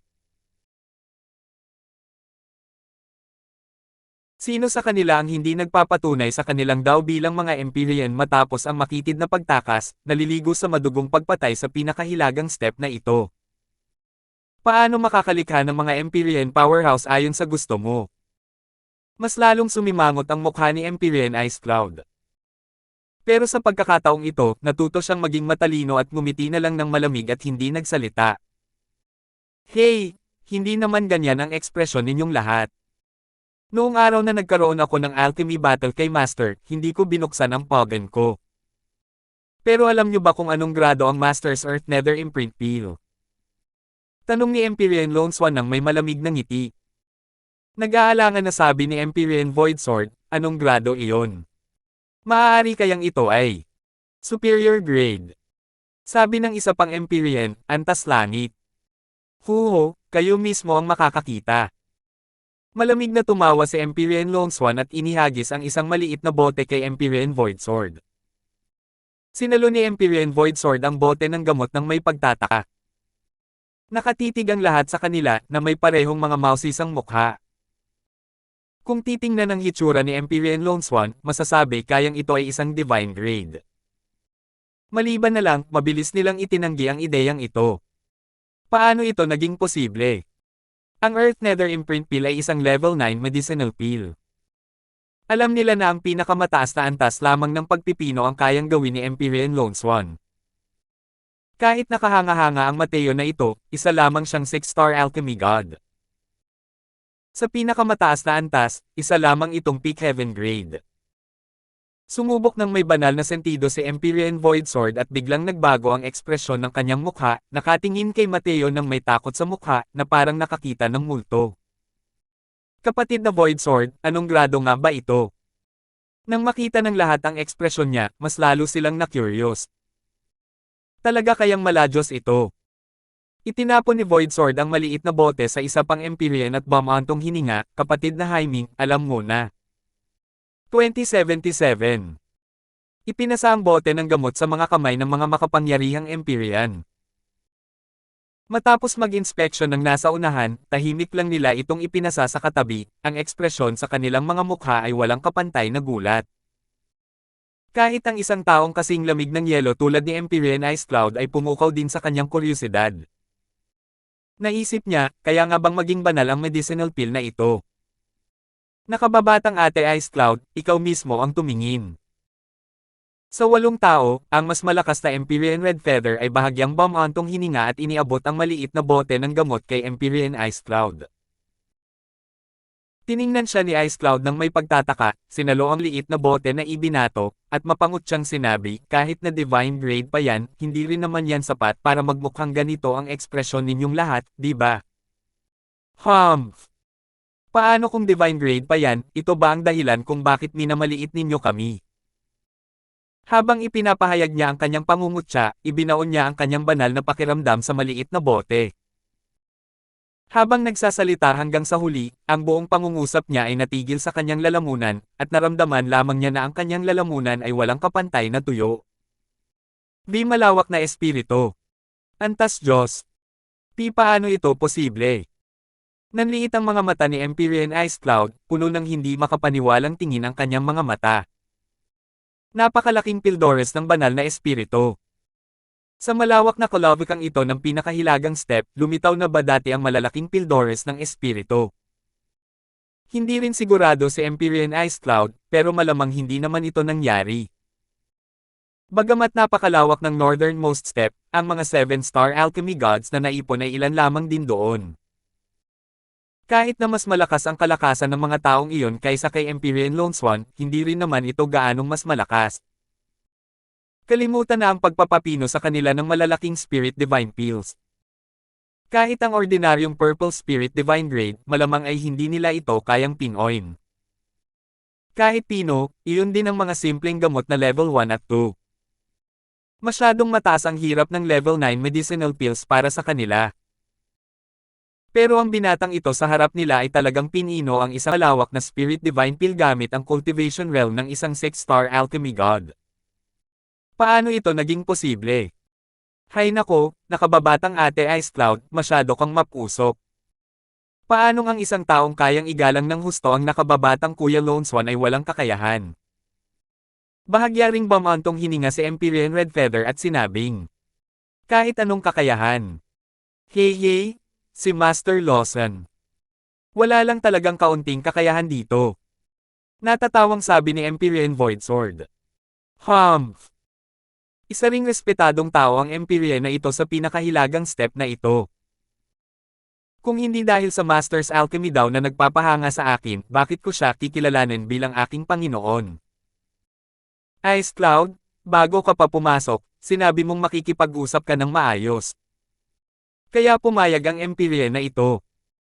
Pero ngayon, pagkatapos mong makapasok sa Grand Pill Establishment, nilapastangan mo ang Master. Hindi ka na matutulungan ng Empyrean na ito. Malamig na singgal ni Empyrean Lone Swan. Hindi ba't ang pagmamaliit ni Empyrean Ice Cloud kay Mateo ay katumbas ng pagmamaliit sa kanya, Empyrean Lone Swan? Gaano kaya siya katanga para kilalanin ang isang walang kakayahang 6-star alchemy god bilang kanyang Panginoon? Ito. Master Lawson, ako. Nauutol na sabi ni Empyrean Ice Cloud at hindi na alam kung ano ang dapat niyang sabihin.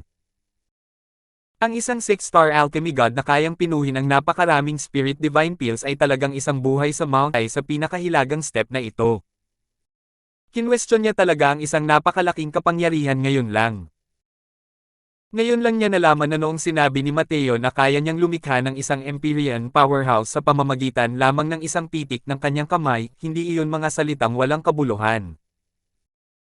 Dahil kayang pinuhin ni Mateo ang isang malawak na Spirit Divine Grade Earth Nether Imprint Peel, ang pagpino ng isang Divine Grade at higit sa Heaven Season Good Fortune Peel ay hindi naman mahirap. Napakahirap lang makuha ang mga gamot na kailangan ng Heaven Season Good Fortune Peel. Kung hindi ba't parang pagkuha ng isang bagay sa bulsa ni Mateo ang paglikha ng isang pangkat ng mga Empyrean Powerhouse. Empyrean Ice Cloud, maaari ka nang umalis. Ang mga medicinal pills na hinihingi mo, hindi ito mapapaganda ni Lawson. Bukod pa rito, lahat ng supply ng medicinal pill ng Grand Pill Establishment sa iyong Ice Cloud Tower ay ititigil simula ngayon. Malamig na binuksan ni Mateo ang kanyang bibig at direktang nag-utos na palayasin ang bisita. Malamig siyang ngumiti ng walang humpay sa kanyang puso. Sa wakas ay ipinakita niya kay Empyrean Ice Cloud ang ilang mga kulay. Para tretuhin ng ganoon si Laika, paano kanyan hindi hahayaang matikman ang lasa ng kawalan ng pag-asa. Sa simula pa lang, hindi kailanman pinlano ni Mateo na pumunta rito para hilingin kay Empyrean Ice Cloud na palayain siya. Iyon ang pinakamasamang estratehiya. Mas lalo pa niyang binaliwala ang pag-agaw kay Laika gamit ang lakas sa pakikipaglaban. Kung talagang ididiin niya ang Empyrean Ice Cloud na ito sa isang sulok, baka masaktan niya talaga si Laika. Dahil kapaki-pakinabang ang pagkakakilanlan ng isang alchemist, ano ang kahalagahan ng pagpapaluhod kay Luigi at ang paghikayat sa northernmost step na sumuko gamit ang kanyang lakas. Kailangang malaman ng isa, natalo niya ang buong mundo ng alchemy ng southern border gamit lamang ang kanyang kapangyarihan.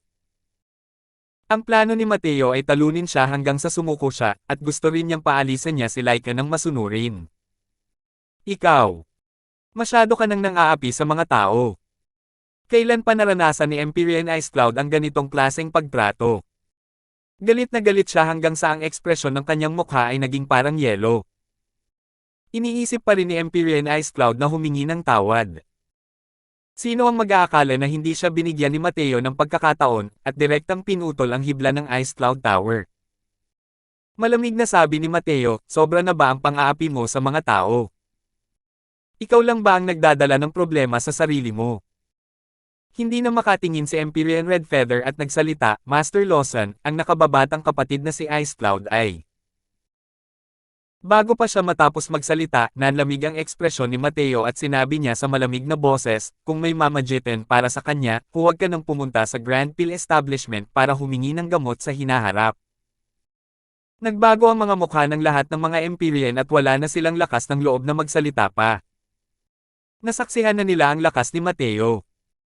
Bagamat hindi nito direktang mapapalaki ang kanilang lakas, maaari nitong gawing mas malakas ang kanilang mga pangkat. Paanong basta na lang masasaktan ng isang taong ganoon? Kahit si Empyrean Ice Cloud, ang ganitong uri ng mainitin ang ulo, ay naghahanap lamang ng pang-aabuso sa pamamagitan ng pagsalungat kay Mateo. Pinanood ni Coleman at ng iba pa hanggang sa manginig sila sa kanilang mga bote sa tabi. Diyos ko, ang kanilang lola ay talagang dominanti. Bumaba at tumaas ang dibdib ni Empyrean Ice Cloud at nagngingit-ngit siya at sinabing, magaling, mahusay, mahusay. Hindi naniniwala ang Empyrean na ito na sa pinakahilagang step na ito, ikaw lang ang naroon, isang alchemist. Pagkatapos magsalita, iwinaksi ni Empyrean Ice Cloud ang kanyang manggas at umalis. Guro, ito. Hindi rin inaasahan ni Empyrean Lone Swan na magkakaroon ng ganito katinding reaksyon si Mateo at hindi man lang nag-atubili. Sa pinakahilagang step na ito, hindi lang siya ang mga 7-star alchemy gods. Nang marinig ang ibig sabihin ng Empyrean Ice Cloud, malinaw na plano niyang maghanap ng 7-star alchemy gods ng ibang grupo para makipagtulungan. Pero wala man lang pakialam si Mateo at malamig na sinabi, Lone Swan, tandaan mo. Sa ilalim ng aking pangangasiwa, hindi dapat insultuhan ang mga alchemist. Hindi lang itong si Lawson ng ganito, ikaw at si Coleman, kailangan nilang lahat ng magkaroon ng ganitong kumpiyansa, naiintindihan mo ba? Naging malungkot ang ekspresyon ni Empyrean Lone Swan, at pagkatapos ay yumuko siya at sinabing, oo, naiintindihan ng disciple. Bahagyang tumango si Mateo at nagpatuloy, Lone Swan, simula bukas, samahan mo ako at pumunta sa mga nakapalibot na teritoryo para bisitahin ang mga kapwa alchemist sa mga steps. Nang marinig ang mga salitang iyon, biglang nagbago ang ekspresyon ng lahat ng mga Empyrean. Naku, walang awang pagpuksa ito. Kung hindi kumbinsido ang isa, patayin mo hanggang sa sumuko ang tao. Hindi lamang kahanga-hanga ang lakas ng binata na ito, kundi ang kanyang ugali ay mayabang din. Hindi dapat magalit ang ganitong klaseng tao. Nanlamig ang lahat ng puso ng mga Empyrean at natural lamang na naunawaan nila na pinapatay ni Mateo ang manok para bigyan ng babala ang mga unggoy. Opo, Guru. Magalang na sabi ni Lone Swan. Kasabay nito, tuwang-tuwa siya sa kanyang puso. Sa pamamagitan ng paggigisan ng Master, magagawa ng Grand Peel Establishment ang gusto nila sa pinakahilagang step sa pagkakataong ito. Haha, Master Lawson, itong Empyrean ay matagal nang may malapit na relasyon kay Lone Swan. Pagdating ko rito ngayon, gusto kong humingi ng ilang medicinal pills, medyo naiilang na sabi ni Empyrean Red Feather. Bahagyang tumango si Mateo at sinabing, syempre hindi ito problema. Kung kailangan ninyo ng rank 6 divine pills, basta't makakalap kayong lahat ng mga spirit medicine, tiyak na ibabalik ko sa inyo ang isang divine grade medicinal pill. Para naman sa rank 7 divine pills, maghintay kayo ng ilang araw pa, naniniwala akong mabibigyan kayo ni Lone Swan ng isang kaaya-ayang sorpresa. Nang marinig iyon ng lahat, hindi napigilan ng kanilang mga puso ang pagtalon. Kasunod noon, labis silang natuwa. Napakahirap hanapin ang mga divine pills na nasa ikapitong ranggo sa pinakahilagang step na ito. 2078. Sa piitan ng Ice Cloud Tower, madilim, malamig, at mamasa-masa rin. Ilang disipulo ng Celestial Deity Realm na nagbabantay ay nagkukwentuhan habang umiinom ng alak para magpainit ng kanilang mga sarili. Narinig mo ba? Ang ating Ice Cloud Tower ay tuluyang bumagsak kasama ang Grand Peel Establishment. Direkta nilang pinutol ang supply ng ating mga medicinal pills. Nabalitaan kong si Martial Ancestor ay nagalit ng husto pagkatapos niyang bumalik. Medyo nagalit ng kaunti si Senior Apprentice Sister Lee at pinatay pa nga niya ito gamit ang isang palad. Ano? Putulin ang supply ng mga gamot. Kung gayon, ano ang dapat nating gawin tungkol sa ating cultivation sa hinaharap? Nabalitaan kong nagpadala na ng mga tao ang Martial Ancestor para makipag-ayos kay Empyrean Dragon Jade ng North Day Assemble. Naniniwala akong magkakaroon ng resulta sa lalong madaling panahon.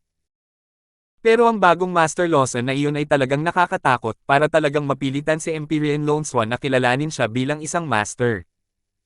Master Lawson. Sinong Master Lawson? Kailan nagkaroon ng karagdagang Master Lawson ang ating Luigi? Junior Apprentice Sister, ikaw ang nagbabantay sa piitan nitong mga nakaraang araw at hindi mo alam ang sitwasyon ng mundo sa labas. Ang Master Lawson na ito ay tinatawag na Matthew. Kahit isa lamang siyang 6-star alchemy god, natalo niya si Lord Lone Swan sa publiko. Kalaunan, itinabi pa ni Lord Lone Swan ang mukha ng isang Empyrean at kinilala siya bilang isang Master. Nako, nagdala pa nga itong Master Lawson ng isang uri ng masarap na alak na tinatawag na Sunshine Glow. Inaagaw na ito ng husto sa labas ngayon. Napakakahanga-hanga. Nanlaki ang bibig ng Junior Apprentice Sister na iyon, baka sa mukha ang hindi makapaniwala. Para bang Diyos ang pag-iral ng Empyrean Lone Swan sa kanyang paningin. Pero ngayon, kinilala ng Maladyos na nilalang na ito ang isang 6-star alchemy god bilang kanyang Panginoon. Gaano ba kalakas ang kalaban? Hindi na niya ito maisip noon. Sa loob ng piitan, nang marinig ng isang payat na pigire ang tatlong salitang Matthew, biglang nanginig ang kanyang magandang pigire. Kasunod noon, napaiyak talaga siya sa tuwa. Dumating siya. Alam ko na. Alam kong magiging maayos ka. Kung nandito lang si Mateo, makikilala niya ito sa isang sulyap lang at ang payat na figurang ito ay ang Laika na hindi niya nakita ng mahigit 1,000 taon. Sa mga dekadang ito, si Laika ay palaging nagdurusa. Sinabi sa kanya ng panganay na nakatatandang kapatid na si Sally na ipinadala na ng kanyang Panginoon ang senior apprentice na si Lysen para hulihin si Mateo. Nang mahuli ni Senior Apprentice Lysen si Mateo at ibalik ito, kung maglalakas loob pa rin itong hindi sumang-ayon sa kasal nila ni Timmy, hahatulan ng kanyang amo ng kamatayan si Mateo. Ilang dekada na ang nakalilipas nang umalis ang Senior Apprentice na si Lysen. Kung tutuusin, babalik din naman siya. Natural lang na may tiwala si Laika sa kanyang batang Panginoon. Ngunit habang lalo siyang naglilinang, lalo niyang nalalaman na hindi madali ang paglilinang.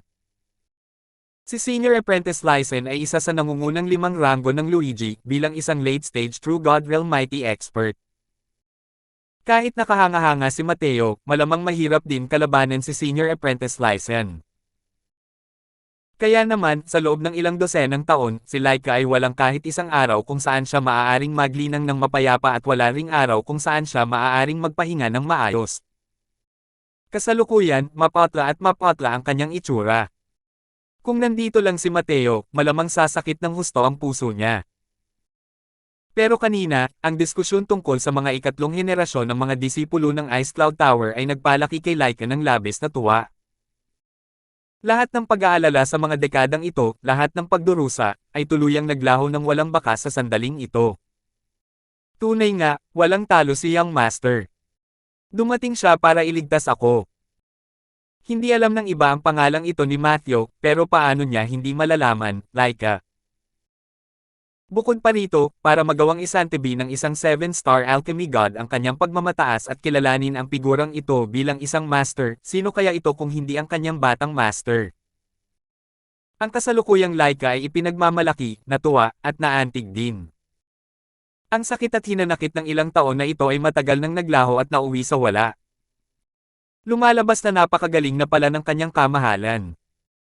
Kahit ang isang 7-star alchemy god tulad ni Lord Longswan ay kailangan pa rin siyang kilalanin bilang isang master. Kumislap ang mga mata ni Laika, ang masayang emosyon ay hindi lamang naipahayag sa mga salita kundi pati na rin sa mukha. Alam niyang hindi kapanipaniwala ang kanyang batang Panginoon.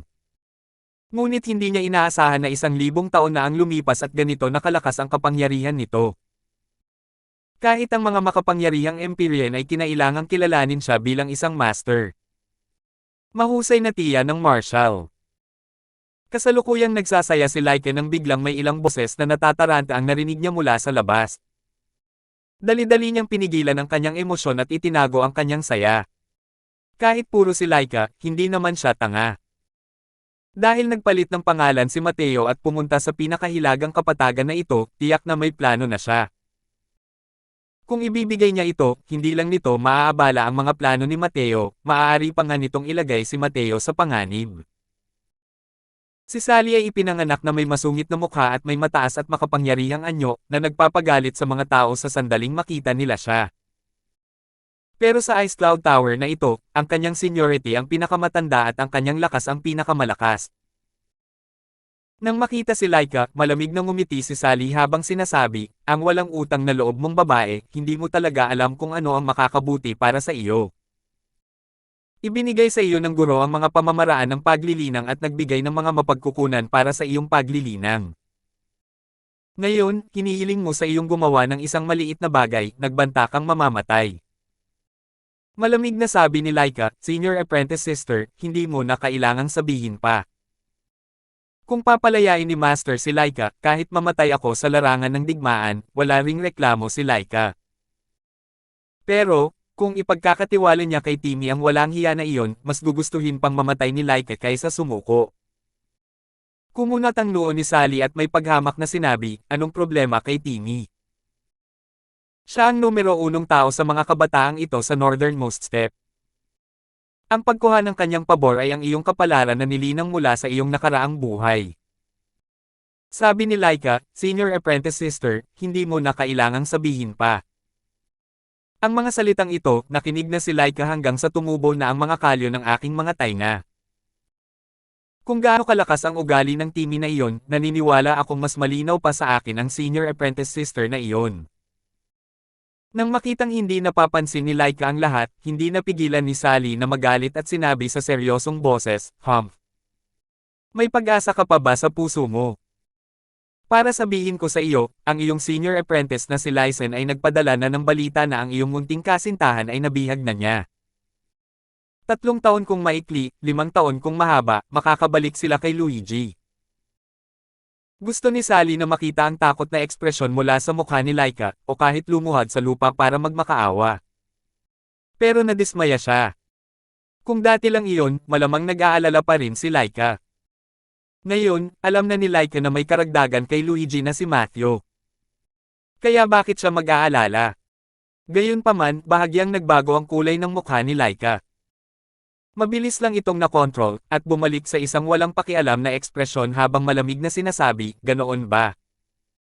Umalis si Senior Apprentice Lyson ng ilang dekada at hindi na narinig mula noon. Pero ngayon, bigla siyang nagpadala ng balita, hindi ba't kakaiba sa panganay na senior sister? Walang saysay ang pagsasabi pa. Kung talagang dinala ni Senior Apprentice Lyson si Young Master, natural lang nasusuko si Laika. Dahil sa balita ni Mateo, mas nagkaroon ng kumpiyansa si Laika sa pagsasalita. Ikaw. Batang uto-uto, sa tingin mo ba talaga ay wala akong gagawin sa'yo? Galit na sabi ni Sally. Hindi na nakapag-abala si Laika na makipagtalo kay Sally at ipinikit na lang ang dalawang mata nito. Hindi siya pinansin ni Laika. Magaling, mahusay, mahusay. Ang tigas ng ulo mong maliit na gago. Gusto kong makita kung gawa ka sa bakal. Sa ilalim ng galit ni Sally, paulit-ulit siyang nagpakawala ng ilang mga selyo. Biglang kumidlat mula sa lahat ng dako sa buong piitan. Napasigaw si Laika sa sakit, ang buong katawan niya ay parang binalot ng nagngangalit na kuryente. Ngunit ang matigas ang ulong si Laika ay hindi gumawa ng kahit anong ingay. Ang mahinang ungol na paminsan-minsan ay nagpapakita lamang ng kanyang kasalukuyang paghihirap. Ang 5 lightning array formation ay inilagay sa piitan na ito. Ito ay upang maiwasan ang pagtakas ng mga bilanggo at upang magsagawa rin ng mga parusa. Dahil napunta si Laika sa bilangguan, pumupunta si Sally at pinapahirapan si Laika kapag nalulungkot ito, hanggang sa mapaupo si Laika sa lupa sa sakit. Saka lamang siya aalis ng may kasiyahan. Pero hindi ko na mabilang kung ilang beses na ito. Nang marinig ng mga disipulo ng Celestial Deity Realm sa labas ang mga tunog ng kidlat na nagmumula sa loob, alam nilang pinahihirapan na naman si Marshal Tia Laika. Lahat sila ay natakot hanggang sa sila ay tumahimik na parang mga sikada sa taglamig. Hanggang sa mahigit 2 oras na humiga si Laika sa lupa at hindi na nagsalita pa, saka lamang tumawa ng malamig si Sally. Pagkatapos ay sinabi niya, "Sok-sok, kawawa naman ang nakababata kong kapatid. Kahit hindi kita mapatay, nakakagaan pa rin ng loob na makita kang pinahihirapan araw-araw, hahaha." 2079. Sa harap ng Empyrean Ice Cloud Tower, nag-aalalang sinabi ng pangalawang senior sister na si Felicity, "Guro, ang ating Ice Cloud Tower ay hindi pa nakakatanggap ng mga bagong medicinal pills sa halos buong taon na ito. Sa kasalukuyan, ang reserba ng medicinal pills ay wala pang 10%. Ngumiti si Sally at sinabing, "Junior Apprentice Sister, ano ang ikinababahala mo? Sa pinakahilagang step na ito, ano ang makakapigil kay Master?" Malamig na parang nagyelo ang mukha ni Empyrean Ice Cloud habang malamig niyang sinasabi, Iniisip ng batang iyon na sa pamamagitan ng pag-asa sa isang Grand Pill establishment lang, kaya niyang i-boycott ang ating Ice Cloud Tower. Talagang minamaliit niya ang sarili niyang kakayahan. Bagamat nirerespeto ng Northernmost Step ang mga alchemist, ang mga marunong magpino ng mga tableta ay hindi lang basta lone swan. Huho, kara-rating lang ng batang yan. Paano niya maiintindihan ang ibig sabihin ng Master? Patuloy na pagtataray ni Sally. Pero sa totoo lang, medyo hindi pa rin siya masaya sa puso niya. Siya ay kasalukuyang 9th Firmament True God na at malapit na sa ganap na True God Realm. Narinig ni Sally na kahanga-hanga ang kakayahan ni Master Lawson at kaya pa nitong pinuhin ang isang Divine Grade Heaven Season Good Fortune Pill. Kung makakakuha siya ng isa, hindi ba niya mapapatunayan ang kanyang daw at maupo sa pwesto ng isang Empyrean? Iisa lang ang tindahang ito sa pinakahilagang kapatagang ito. Gayunpaman, nasaktan siya ng kanyang Panginoon. Ngayon, dahil nai-boycott siya nito, lubos nitong pinigilan ang kanyang pag-asa na maging isang Empyrean. Naunawaan ni Sally ang potensyal nito. Malamang na ang Grand Completion True God Realm ang kanyang limitasyon. Para naman kay Empyrean, napakahirap ng hakbang na ito. Sa halos buong taon na ito, ang Empyrean Ice Cloud ay tumakbo kahit saan at sa wakas ay nakapag-ayos ng kontrata sa Empyrean Dragon Jade ng North Day Assemble. Napagkasundoan nilang bigyan ng Ice Cloud Tower ng mga gamot. Bagamat medyo nakakaabala, hindi naman umabot sa puntong wala ng gamot. Habang iniisip ang mga pangyayaring ito, bahagyang humuupo ang ekspresyon ni Empyrean Ice Cloud at malamig niyang sinabi, "Man, kung bibilangin ang oras, malapit nang dumating ang unang batch ng mga medicinal pills. Hindi mo na kailangang mag-alala ng sobra." Sa halip, wala pang balita ang babaeng Lysen hanggang ngayon. May nangyari kayang aksidente. Ngumiti si Sally at sinabing, "Masyadong nag-aalala si Master." Isang simpleng lungsod imperial, anong kakilakilabot na karakter ang may dudulot nito? Sa halip, maaaring hindi mahanap ni Junior Apprentice Lysen ang taong iyon. Kaya naman naantala ito ng ilang sandali. Bahagyang tumango si Empyrean Ice Cloud, pakiramdam niya ay hindi ito malamang. Pero sa tabi niya, bahagyang nagbago ang magandang mukha ni Felicity. Kung ibabalik ni Junior Apprentice Lysen ang Felicity na iyon, tiyak na mapipilitin ng Little Junior Sister na sumuko. Kasalukuyang nag-uusap ang iilang tao nang biglang napukaw ang mga iniisip ni Empyrean Ice Cloud. Nang makita niya ang kanyang pagdura ng banal na asensya, isang makapangyarihang imahe ang lumitaw sa malaking bulwagan. Nang makita ang tao, isang bakas ng ngiti ang sa wakas ay lumitaw sa mukha ng Empyrean Ice Cloud na kasing yelo ng 10,000 taong gulang. "Kuya Dragon Jade, kumusta ka na?" Biglang hinanap si Ice Cloud, "Baka naman darating na ang unang batch ng mga gamot na napagkasundoan natin." Nakangiting sabi ni Ice Cloud. Ang virtual na imaheng ito ay nakakagulat na isang piraso lamang ng banal na pandama ni Empyrean Dragon Jade. Ngumiti si Dragon Jade at sinabing, "Nakababatang ate Ice Cloud, hinahanap ka ng Empyrean na ito para ipaalam sa iyo na malamang na hindi na matutuloy ang ating kooperasyon. Tungkol naman sa depositong binayaran mo ng maaga, magpapadala ang Empyrean na ito ng isang tao para ibalik ito sa takdang panahon." "Sige, may dala pa ang Empyrean na ito, Palam." "Teka, kapatid na Dragon Jade." Hindi pinansin ni Empyrean Dragon Jade si Empyrean Ice Cloud. Unti-unting nawala ang kanyang virtual na imahe, naiwan si Ice Cloud at ang iba pa na lubhang nagbago ang ekspresyon. "Ito. Paano nangyari ito?" Punong-puno pa rin ng kumpiyansa si Sally kanina. Sino ang mag-aakala na sa isang kisap mata, biglang magbabago ang sitwasyon? Bumalik sa dating anyo ng isang patay ang Empyrean Ice Cloud. Napakapangit ng ekspresyon niya. Nang hanapin niya si Empyrean Dragon Jade dati, masigasig pa rin si Empyrean Dragon Jade. Malaki rin ang ibinayad ng Empyrean Ice Cloud para dito. Pero sino ang mag-aakala na sa isang kisap mata, binawi ni Empyrean Dragon Jade ang kanyang pangako? Biglang may narinig na boses sa malaking bulwagan. Sabi ng lalaki, "Nakababatang ate Ice Cloud, nandyan ka ba?" Kumislap ang mga mata ni Empyrean Ice Cloud at sinabi niya, "Si Brother Red Feather po." "Tuloy po kayo." Isang tigre ang dahan-daang pumasok. Si Empyrean Red Feather nga iyon. Sa Luigi na ito, ang siyam na dakilang Empyrean ay kumilos ng may sariling kagustuhan. Ngunit kung pag-uusapan ang mga relasyon, medyo maganda ang naging ugnayan sa pagitan nina Empyrean Red Feather at Empyrean Ice Cloud. Pagpasok pa lang ni Red Feather sa bulwagan, sinabi niya, "Nakababatang ate Ice Cloud, kailangan mong maging mas maingat." Naglakbay si Master Lawson sa iba't ibang teritoryo sa halos buong taon, hinahamon ang mga makapangyarihang tao mula sa lahat ng dako, habang ang kanyang katanyagan ay yumuyugyug na sa pinakahilagang step. Pero bigla niyang natuklasan na ang ekspresyon ng lahat ng tao sa bulwagan ay lubhang hindi kanais-nais.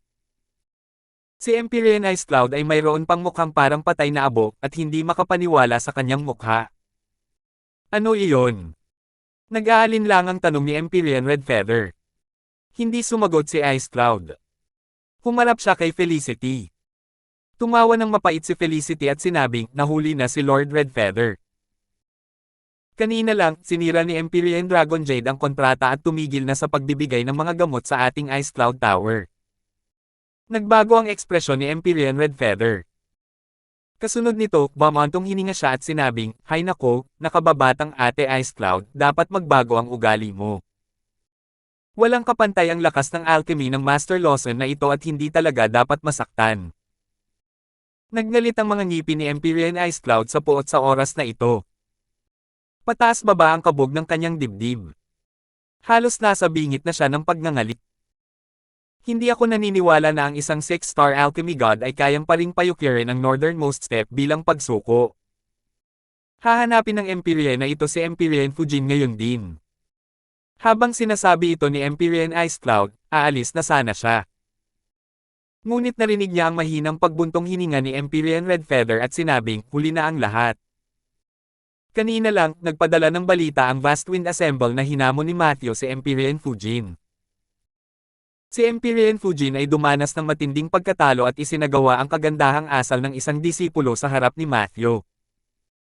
Nang marinig ang mga salitang iyon, biglang nagbago ang ekspresyon ng lahat ng nasa malaking bulwagan. Ano? Natalo rin si Empyrean Fujin. Natalo rin. Siya. Siya ang numero 1 alchemy daw person sa Dulong Hilaga, isang middle stage daw realm powerhouse. Talagang naantig ang damdamin ni Empyrean Ice Cloud sa pagkakataong ito. Ang Vast Wind Assemble ang pinakamalakas na PIL establishment sa northernmost step. At si Empyrean Fujin din ang kinikilalang pinakamalakas na 7-star alchemy god sa northernmost step. Pero ngayon, natalo pa siya ni Matthew. Natalo ng tuluyan, ngunit si Empyrean Fujin ay talagang nagsagawa ng kagandahang asal ng isang disipulo kay Matthew tulad ni Empyrean Lone Swan. Gaano ba kakakilakilabot itong si Matthew? Ang Vast Wind Assemble ay talagang pinamahalaan ng ama ni Timmy. Plano ni Empyrean Ice Cloud na pilitin si Laika na humingi ng tulong sa Vast Wind Assemble ngayon lang. Ngunit nang marinig ang balitang ito, para siyang tinamaan ng kidlat. Ang mga usapin sa pagitan ng mga Empyrean ay hindi maaaring malutas sa pamamagitan ng kasal at pagiging mga biyenan. Si Matthew ay kasalukuyang parang araw sa katanghaliang tapat. Kahit ang Empyrean Vast Wind ay kinailangan ding magbigay ng mukha kay Matthew. Paano niya nagawang masaktan si Matthew, ang dakilang Buddha na ito, para kay Laika? Lalo na't si Timmy ay may kahit 10 kung hindi man 8 babae rin. Bakit niya ito papansinin, isang maliit na Empyrean Ice Cloud? Biglang natuklasan ni Empyrean Ice Cloud na sa lawak ng northernmost step, wala na siyang matutuluyan pa. Sumulyap si Empyrean Red Feather kay Empyrean Ice Cloud ng may simpatiya at bumantong hininga at sinabing, nakababatang ate Ice Cloud, pagkatapos bumalik ni Master Lawson, pagbigyan mo siya. Kahit medyo mayabang siya, napakagaan naman niya pakisamahan.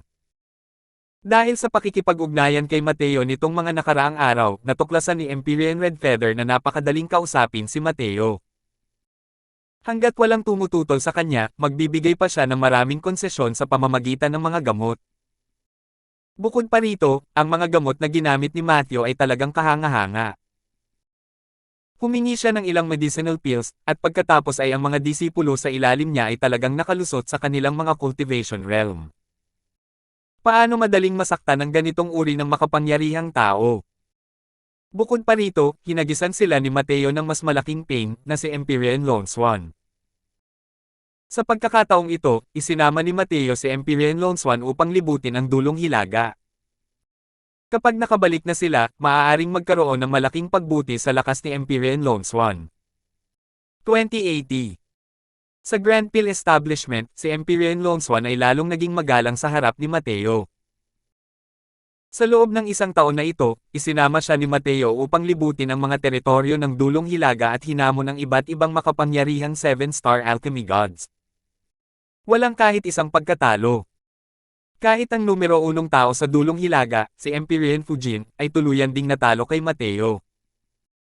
Siyempre, sa loob ng isang taon na ito, nakakuha ng napakalaking benepisyo si Empyrean Lone Swan sa pagsunod kay Mateo. Isa na siyang Empyrean sa simula pa lang. Mas sensitibo pa siya sa daloy ng Dao. Ang kaharian na ipinakita ni Mateo ay nagbigay sa kanya ng pakiramdam na bigla siyang nakakita ng liwanag. Kasama ang karaniwang gabay ni Mateo, isang hakbang na lang ang layo ni Empyrean Lone Swan mula sa middle stage Dao realm. Sa kasalukuyan, labis siyang natuwa sa sarili niyang desisyon. Paano kung isa siyang Empyrean? Ang pagbaba ng malabo at walang katuturang pagmamalaki at pagkilala sa isang natatanging guro ay mas mahalaga kaysa sa ilang libong taon ng mapait na paglilinang. Guro, malamang na hindi angkop para sa atin na ihiwalay ang Ice Cloud Tower ng ganito, hindi ba? Kahit ano paman, isa rin siyang Empyrean powerhouse. Sa ganitong bilis, natatakot ako na magiging masama siya sa iyo. Maingat na sabi ni Empyrean Lone Swan. Nihalata ni Mateo na talagang nag-aalala si Empyrean Lone Swan para sa kanyang kaligtasan. Pero hindi niya ito isinapuso at malamig na sinabi na lang, huwag kang mag-alala. Base lang sa kanya, hindi niya ako maaaring saktan sa ngayon. Tama. Tulungan mo akong ipalaganap ang balitang ito na sinasabing gusto ni Master na pinuhin ang isang pagan ng mga gamot at kailangan ng profound yin divine physique para tumulong sa tabi. Kung mayroong isang profound yin divine physique na lilito, tiyak na magpapasalamat si Master. Nang marinig ito ni Empyrean Lone Swan, hindi niya napigil ang magpakita ng kakaibang tingin habang sinasabi, ito. Mayroong isang profound yin divine physique sa loob ng Ice Cloud Tower na iyon. Nagpakita si Mateo ng gulat at sinabing, nagkataon lang ba? Kalimutan mo na, hayaan mo na lang ang matandang babae na yan. Kung mapapapunta niya ang profound yin divine physique para tulungan akong magpino ng mga table tasks, basta na lang mawawala ang bagay na ito. Tama, kailangan pa ring ikalat ang balitang ito. Papuntahin mo sa amin ang matandang babae na yan. Huwag mong ipakita na nagmamadali kaming magmakaawa sa kanila. Opo, Guru. Tinanggap ni Empyrean Lone Swan ang utos at umalis. Natural lang na sinabi ni Mateo ang mga salitang ito ng may layunin. Patungo kay Empyrean Lone Swan, hindi pa rin lubos na makapagtiwala si Mateo. Tutal, sino naman ang mga nakapagpatunay ng kanilang daw at umupo sa pwesto ng isang Empyrean sa Luigi na ito, alin ang simple. Kapag may nangyaring mali sa bagay na ito, may paraan si Mateo para protektahan ang sarili. Ngunit ang pagnanais na iligtas si Laika ay magiging lubhang mahirap. Sa paglalakbay sa loob ng ilang dekada, matagal ng pinlano ni Mateo ang lahat. Hindi man lang nag-iingat si Empyrean Ice Cloud laban sa kanya, pero alam niya ang tungkol kay Empyrean Ice Cloud na parang likod ng kanyang mga kamay. Naghanap siya ng isang profound yin divine physique upang tumulong sa pill refinement na may pangalang Grandmaster, karaniwan din itong nakikita sa alchemy at hindi ito pumupukaw ng hinala ng mga tao. Lahat ng ginawa ni Mateo dati ay para lamang sa planong ito ngayon. Gusto niyang kusang loob na ipadala si Laika kay Empyrean Ice Cloud. Mas napadali lang ng pagkilala ni Lone Swan sa isang Panginoon ang plano niya. Totoo nga, nang kumalat ang balita, tumakbo palapit si Empyrean Ice Cloud. Dahil kahit ilang araw lang ang pahihiram, natural lang na hindi palalampasan ng Empyrean Ice Cloud ang pagkakataong makipagkaibigan kay Mateo. Ang insidente dati ay ang hindi pagkakita ni Ice Cloud sa tunay mong kakayahan kahit may mga mata ka.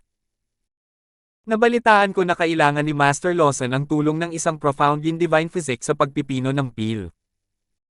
Ang ating Ice Cloud Tower ay may disipulo na kabilang sa profound yin divine physique. Handa siyang ipahiram ni Ice Cloud kay Master Lawson para sa pagpipino ng mga pills. Umaasa ako na hindi na magtatanim ng sama ng loob si Master Lawson laban kay Ice Cloud at hahayaan na lang ang Ice Cloud Tower na magwala, sabi ni Empyrean Ice Cloud Tower nang may ngiti sa labi. Matagal nang alam ni Mateo na ang Empyrean Ice Cloud na ito ay isang matandang babae na nang-aapi sa mahihina ngunit natatakot sa malalakas. Malakas ang Vast Wind Assemble, kaya't iniabot niya ang kanyang disipulo gamit ang dalawang kamay. Dati, ang pagkadismaya sa nakitang si Mateo ay dahil hindi pa rin niya nararating ang dulo ng kanyang buhay. Pero ngayon, nakita niya ang tunay na lakas ni Mateo. Kaya, sumuko na siya.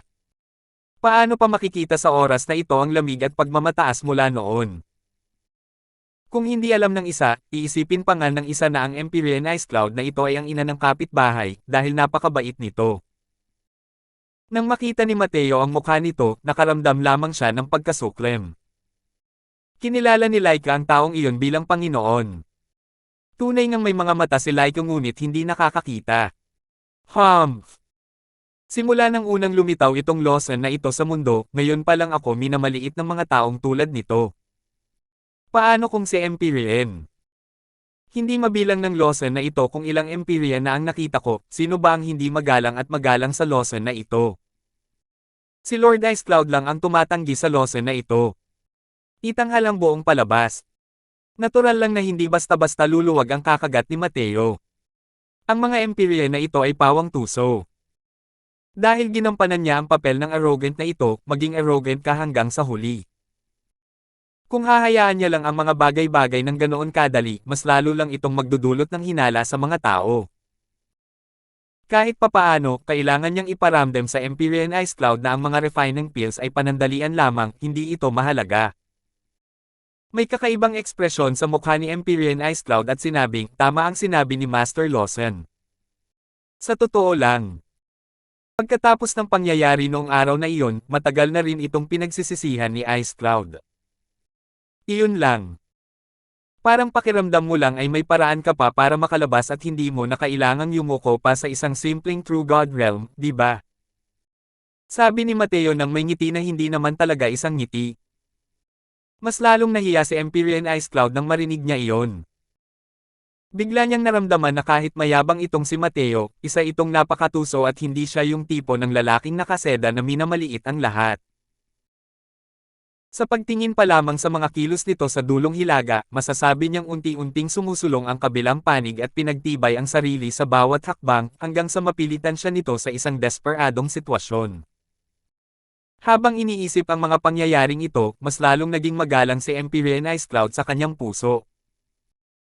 Ipinanganak siyang may ganitong kaisipan, kung malakas ka, magiging mahina siya, ngunit kung mahina ka, magiging malakas siya. Ito. Kasalanan lahat ito ni Ice Cloud. Sana lang ay makabawi ako ng kaunti. Umaasa si Ice Cloud na maibibigay ni Master Lawson ang pagkakataong ito, magalang na sabi ni Empyrean Ice Cloud.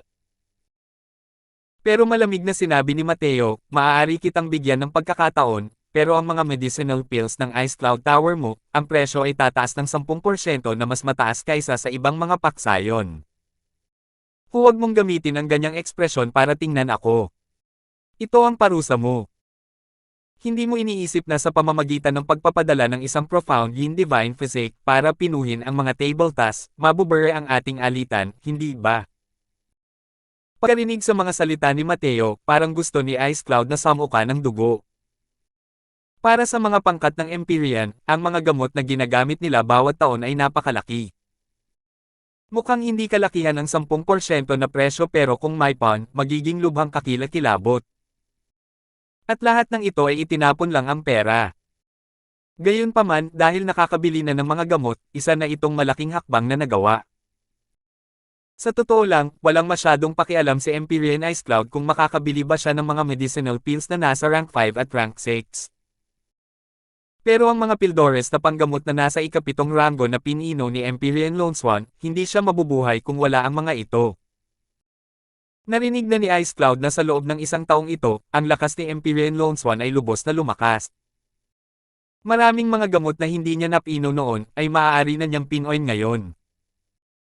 Isa lamang itong napakalaking magandang balita para sa kanila, sa mga Empyrean na ito. Ang mga disipulo ay mga kasangkapan lamang para kumita ng pera para sa kanila. Ang sarili nilang lakas lamang ang mahalaga, ang maging makapangyarihan. Maraming salamat kay Master Lawson sa pagbibigay kay Ice Cloud ng pagkakataong ito. Iniisip ko kung kailan pipinoy ni Master ang tableta para maipadala ni Ice Cloud ang profound yin divine physique sa mga tao. Hindi na makapaghintay si Ice Cloud na ipadala si Laika. Pero ikinumpas ni Mateo ang kanyang kamay at sinabing, huwag magmadali. Napakahirap pinuhin ang gamot na ito. Kailangan pa ring maghanda nitong si Lawson. Pagkatapos ng 3 araw, basta na lang siya padalhan ng mga tao. Bakit? Ayaw mo ba? Habang sinasabi ni Mateo ang mga salitang iyon, natuklasan niya na gustong magsalita ni Empyrean Ice Cloud ngunit nilunok niya ito pabalik. Hindi mapigilan ni Mateo ang pagkunot ng noo. Napatalon sa takot si Empyrean Ice Cloud at dali-daling ikinumpas ang kanyang mga kamay at sinabing, hindi, hindi, hindi. Huwag maglakas loob si Ice Cloud. Ito ay dahil lamang. Tungkol sa disipulo ni Ice Cloud, si Timmy ng Vast Wind Assemble ay nagkagusto sa kanya, ngunit hindi siya pumayag, at nagbabanta ng kamatayan sa bawat pagkakataon. Natatakot si Ice Cloud na gagamitin niya ang pagkakataong ito upang makatakas, kaya. Salamat po at sinamahan niyo ako, ingat lagi mga master.